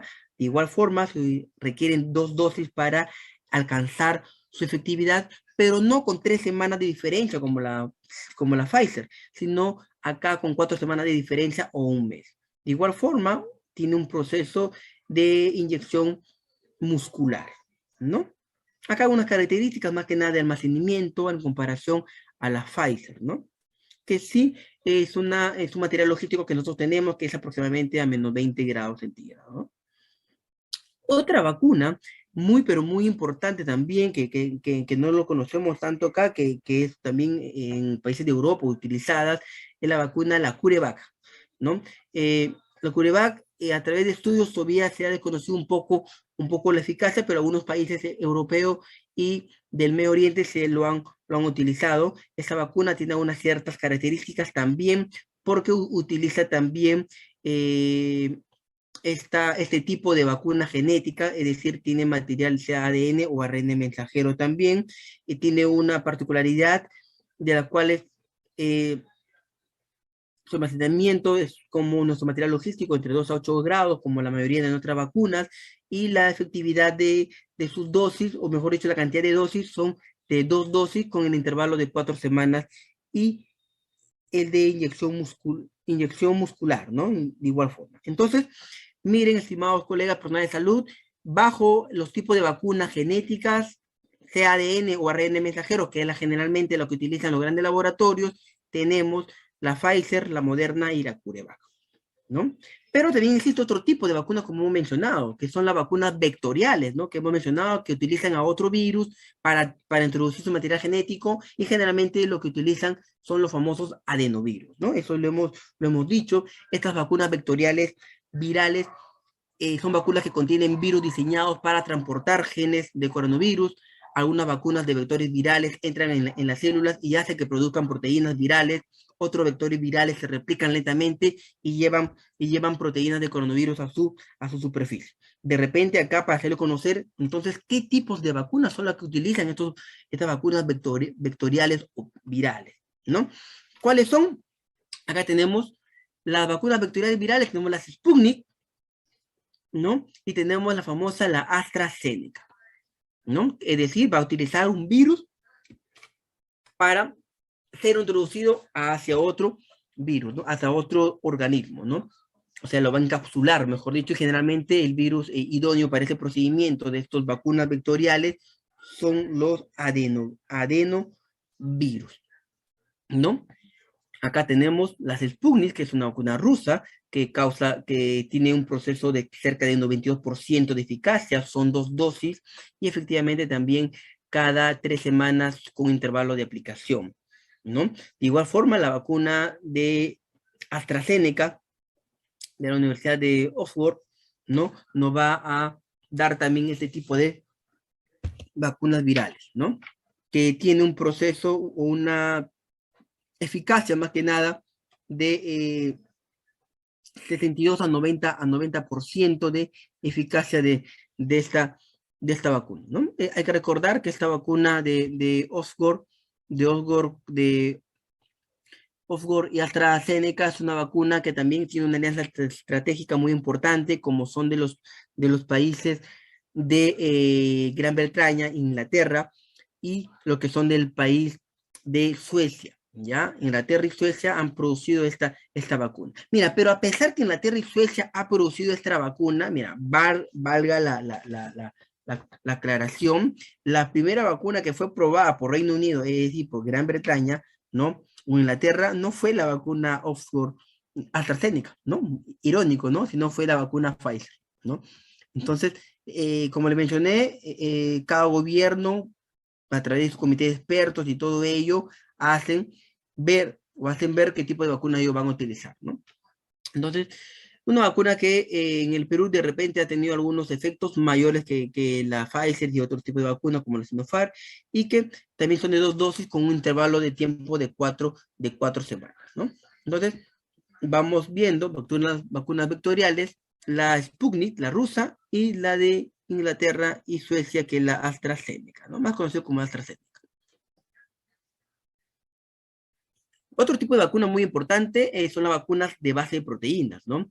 Estas vacunas contienen proteínas, como le he mencionado, que se van a introducir al cuerpo, sea en su totalidad completas o sean una parte de ellas. Algunas contienen proteínas completas, como le manifiesto, y otras contienen fragmentos solamente de ellas, pero algunos se empaquetan, muchos de estos en moléculas nanopartículas, es decir, en partículas muy minúsculas, 9 veces más pequeño que el átomo incluso, ¿no? Entonces, estos acá están inmersos grandes laboratorios de diferentes países, como Rusia, China, o Estados Unidos, Corea del Norte, y como los países como vemos acá, existen este tipo de vacuna que es la menos utilizada, ¿no? Pero que sin lugar a dudas también se está aplicando en otros lugares, ¿no? Entonces, en resumen, todo esto se genera esas unidades en este tipo de partículas de fragmentos, ¿no? Justamente se generan fragmentos específicos para generar los anticuerpos y para que produzca una respuesta inmunológica y así se pueda reconocer, ¿no? Dentro de esta vacunas completas o fragmentadas, qué vacunas conocemos, ¿no? Eso es lo que queremos también tener en cuenta. Acá vienen poco utilizadas en Europa, pero en América ha tenido bastante impacto, que son las famosas vacunas chinas, ¿no? La Sinovac, la Sinopharm, la Sinopharm One, ¿no? O la Sinovac One, que diga, esas tres vacunas chinas están justamente, tienen estas características o esta particularidad, ¿no? Que son vacunas con proteínas completas o con proteínas fragmentadas o integrales, que también se pueden denominar en alguna literatura, ¿no? Y acá las más comunes tenemos el Sinovac, como le hemos mencionado, el Sinovac One y la vacuna Sinopharm, ¿no? Eh, en el Perú, en conclusión, en resumen, utiliza o tiene, ¿no? Una de cada una de ellas, ¿no?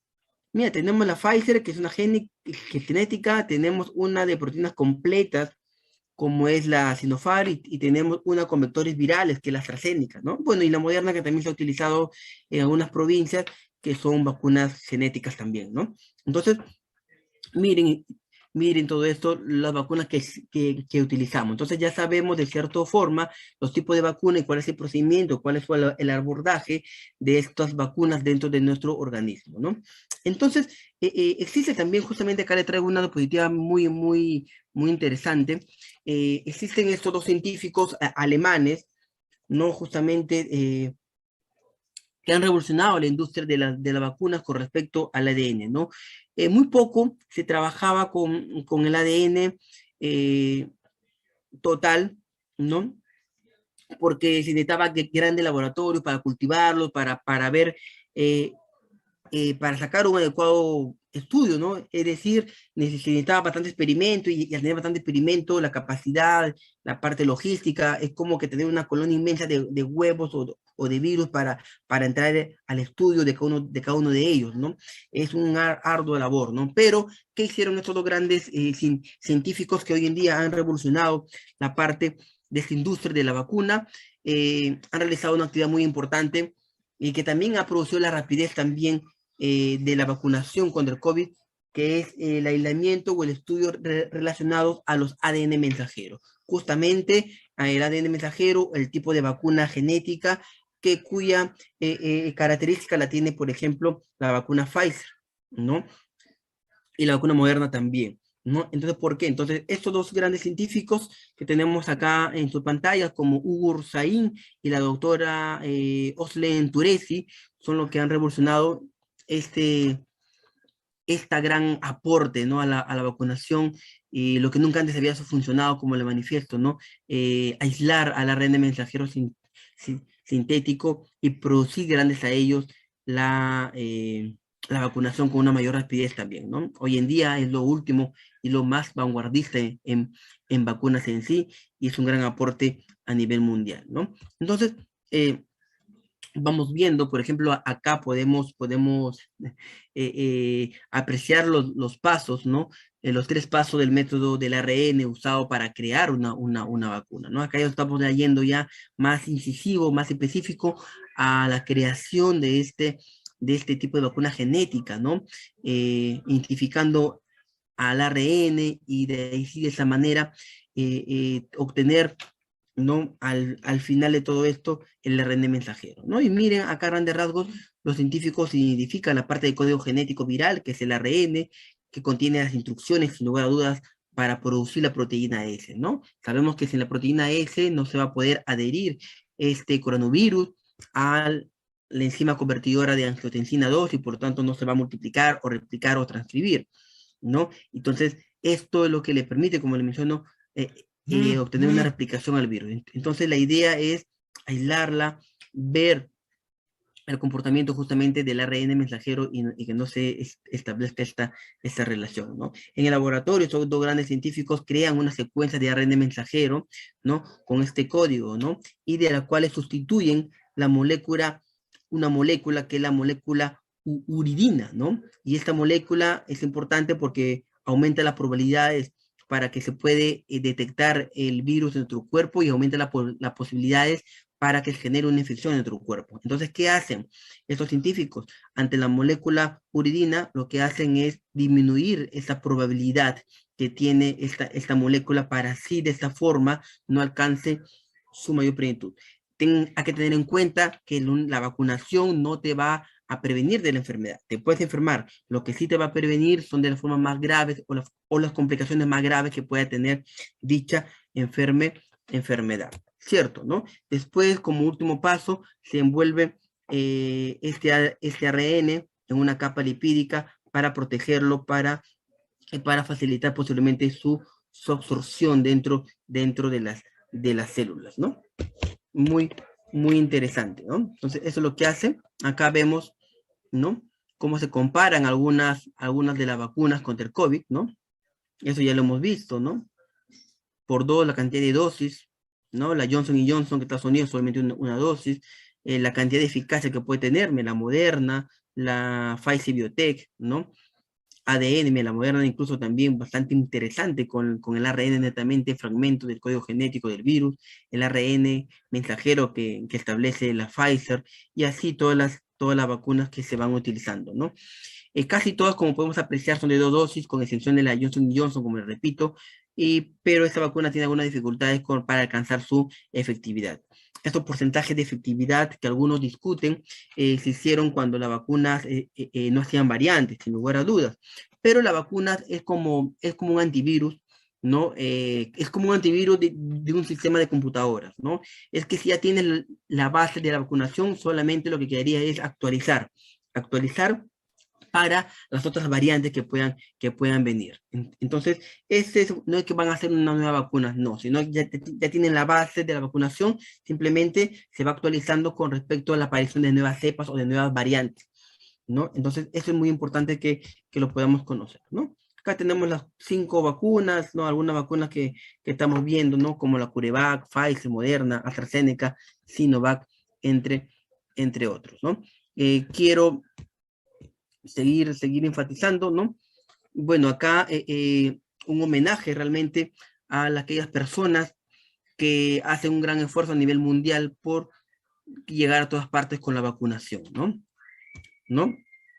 Ahora, algo muy interesante también es que si uno cree realmente que al vacunarte yo me estoy solo protegiendo, yo realmente que estamos cometiendo un error. Efectivamente, también al vacunarnos nos estamos protegiendo, pero también estamos protegiendo no solamente a nosotros como personas, sino también estamos protegiendo a todo nuestro seno familiar, a todo nuestro entorno inmediato, ¿no? Una vacuna protege a una persona, sí, pero también protege a nuestro núcleo familiar, a nuestro seno familiar y a otras personas en las cuales estamos en mayor contacto. Esto genera una nueva premisa porque cuando una comunidad está vacunada, todos sus miembros están protegidos, ¿no? Y eso es lo que nosotros llamamos el efecto rebaño. La vacuna protege a todo un núcleo familiar, ¿no? La vacuna protege a todo un núcleo familiar. Estos adultos son los responsables en una primera instancia. Ahora se ha iniciado recién la vacunación contra niños, pero que estos adultos hayan sido vacunados desde un comienzo va a generar un efecto, ¿no? Y ese efecto va a ser un efecto para su seno familiar, para su comunidad, ¿no? En la cual todos los miembros de una u otra forma van a estar protegidos. Y ahora, como le manifiesto, ya se está dando la vacunación en niños en nuestro país y se está generando una mayor porcentaje a nivel de, de protección a nivel en la comunidad, ¿no? Otra diapositiva muy interesante son que existen, por ejemplo, también eh, priorizaciones en la vacunación, como lo hemos pasado nosotros, como personal sanitario y aquellas personas que son vulnerables o son comórbiles, ¿no? O gestantes también que están incluidos en este espacio. Asimismo, existe un ente regulador a nivel mundial que se llama el COVAX Facility. El COVAX Facility va a proporcionar incluso la vacuna a aquellos países que realmente lo necesitan, abordando más que nada un 20% de las vacunas para la población. Hay que recordar de acuerdo a nivel económico, lamentablemente, entramos todos los países en una cola con una zona de espera, ¿no? Para los laboratorios. La que la producen generalmente van a tener la mayor facilidad para su población, y lo que tienen, y los países con dinero obviamente van a estar adelante de la fila, ¿no? Pero muchas de esas esperas hacen que personas sanitarias, que personas vulnerables, gestantes, adultos mayores, por ser vulnerables o por tener factores de riesgo o comorbilidades, hacen que su población se incremente en las enfermedades, en las infecciones y en las muertes. En tal sentido, existe esta entidad que es el COVAX Facilities, que va a facilitar estas vacunas y que va a regalar para que por lo menos logre comprar o logre su espera para adquirir los demás biológicos para su población, ¿no? Entonces, así se va avanzando poco a poco, a este ritmo está avanzando la vacunación, ¿no? Esperemos que las medidas de protocolos también sigan eh, disminuyendo, ¿no? La COVAX Facility también, de otra forma, también hace que los refugiados u otras personas, como solicitantes de asilo, personal que trabaja en entornos, voluntarios, etcétera, también obtengan a través de ellos una vacuna, ¿no? Entonces también son instituciones que sin lugar a dudas hacen posible que la vacunación llegue a todas las personas a nivel mundial, muy a margen de las características o el apoyo de sus gobiernos que puedan tener, ¿no? Es muy importante. Un cuadro muy importante de la cual no permite, ¿no? Cómo ha sido el desenvolvimiento del COVID a nivel mundial. El Perú no ha sido ajeno de ellos y lamentablemente nos encontramos dentro del top 20, ¿no? Asimismo, uno de los grandes países que primero se alcanzó una inmunidad de rebaño, un efecto rebaño, gracias a la vacunación, fue el país de Israel, ¿no? Alcanzando el Ministerio de Sanidad israelí ha informado que ha logrado una reducción de mortalidad de un 99% casi a través de la vacuna Pfizer, ¿no? Aquellas personas que han recibido dos dosis, ¿no? Hasta el año pasado, si no me equivoco, hasta mayo, junio del año pasado ya había alcanzado un promedio de 80% de efectividad y de efecto rebaño con respecto a su población, y es un porcentaje bastante alto, siendo el primer país que alcanzó dicha efectividad, ¿no? Ya para ir culminando esta ponencia, quiero sin lugar a dudas cerrar esta presentación con esta gran imagen, ¿no? Una imagen que sin lugar a dudas representa la labor que hace el personal de enfermería y en todo el personal de salud por estar en primera línea con la finalidad de salvaguardar, proteger, de disminuir los riesgos, de disminuir de repente aquellas situaciones que puedan poner en riesgo la vida, como estar en UCI, o aquellas complicaciones que pueda tener este virus, ¿no? En sí, enfatizo una voz también, que se vacunen, nosotros seamos portadores también de que la vacunación es el método hoy en día, a lo que hemos especificado a lo largo de la ponencia, que es el método más importante para contrarrestar esta protección o para poner una barrera en sí contra esta pandemia, ¿no? Entonces, sigamos nosotros donde nos encontremos como personal de salud, enfatizando que la vacunación hoy en día puede poner un alto y podemos contrarrestar. Mientras más vacunados estemos, como lo hemos especificado en la ponencia, vamos a generar un efecto rebaño y vamos a proteger a toda nuestra población. Se está iniciando hoy en día, ya desde el día lunes 24, se inició con una vacunación de niños menores de 5 a 11 años con los diferentes grupos poblacionales, ¿no? Y queremos también que sean en general. No se olviden, hay una dosis de refuerzo que tenemos que aplicarnos para evitar este contagio en sí, para poner fin de una vez por todas a esta pandemia, ¿no? Bueno, y sin lugar a dudas, invertir en conocimiento siempre va a producir los mejores beneficios para para nuestra profesión. Y bueno, con esto sería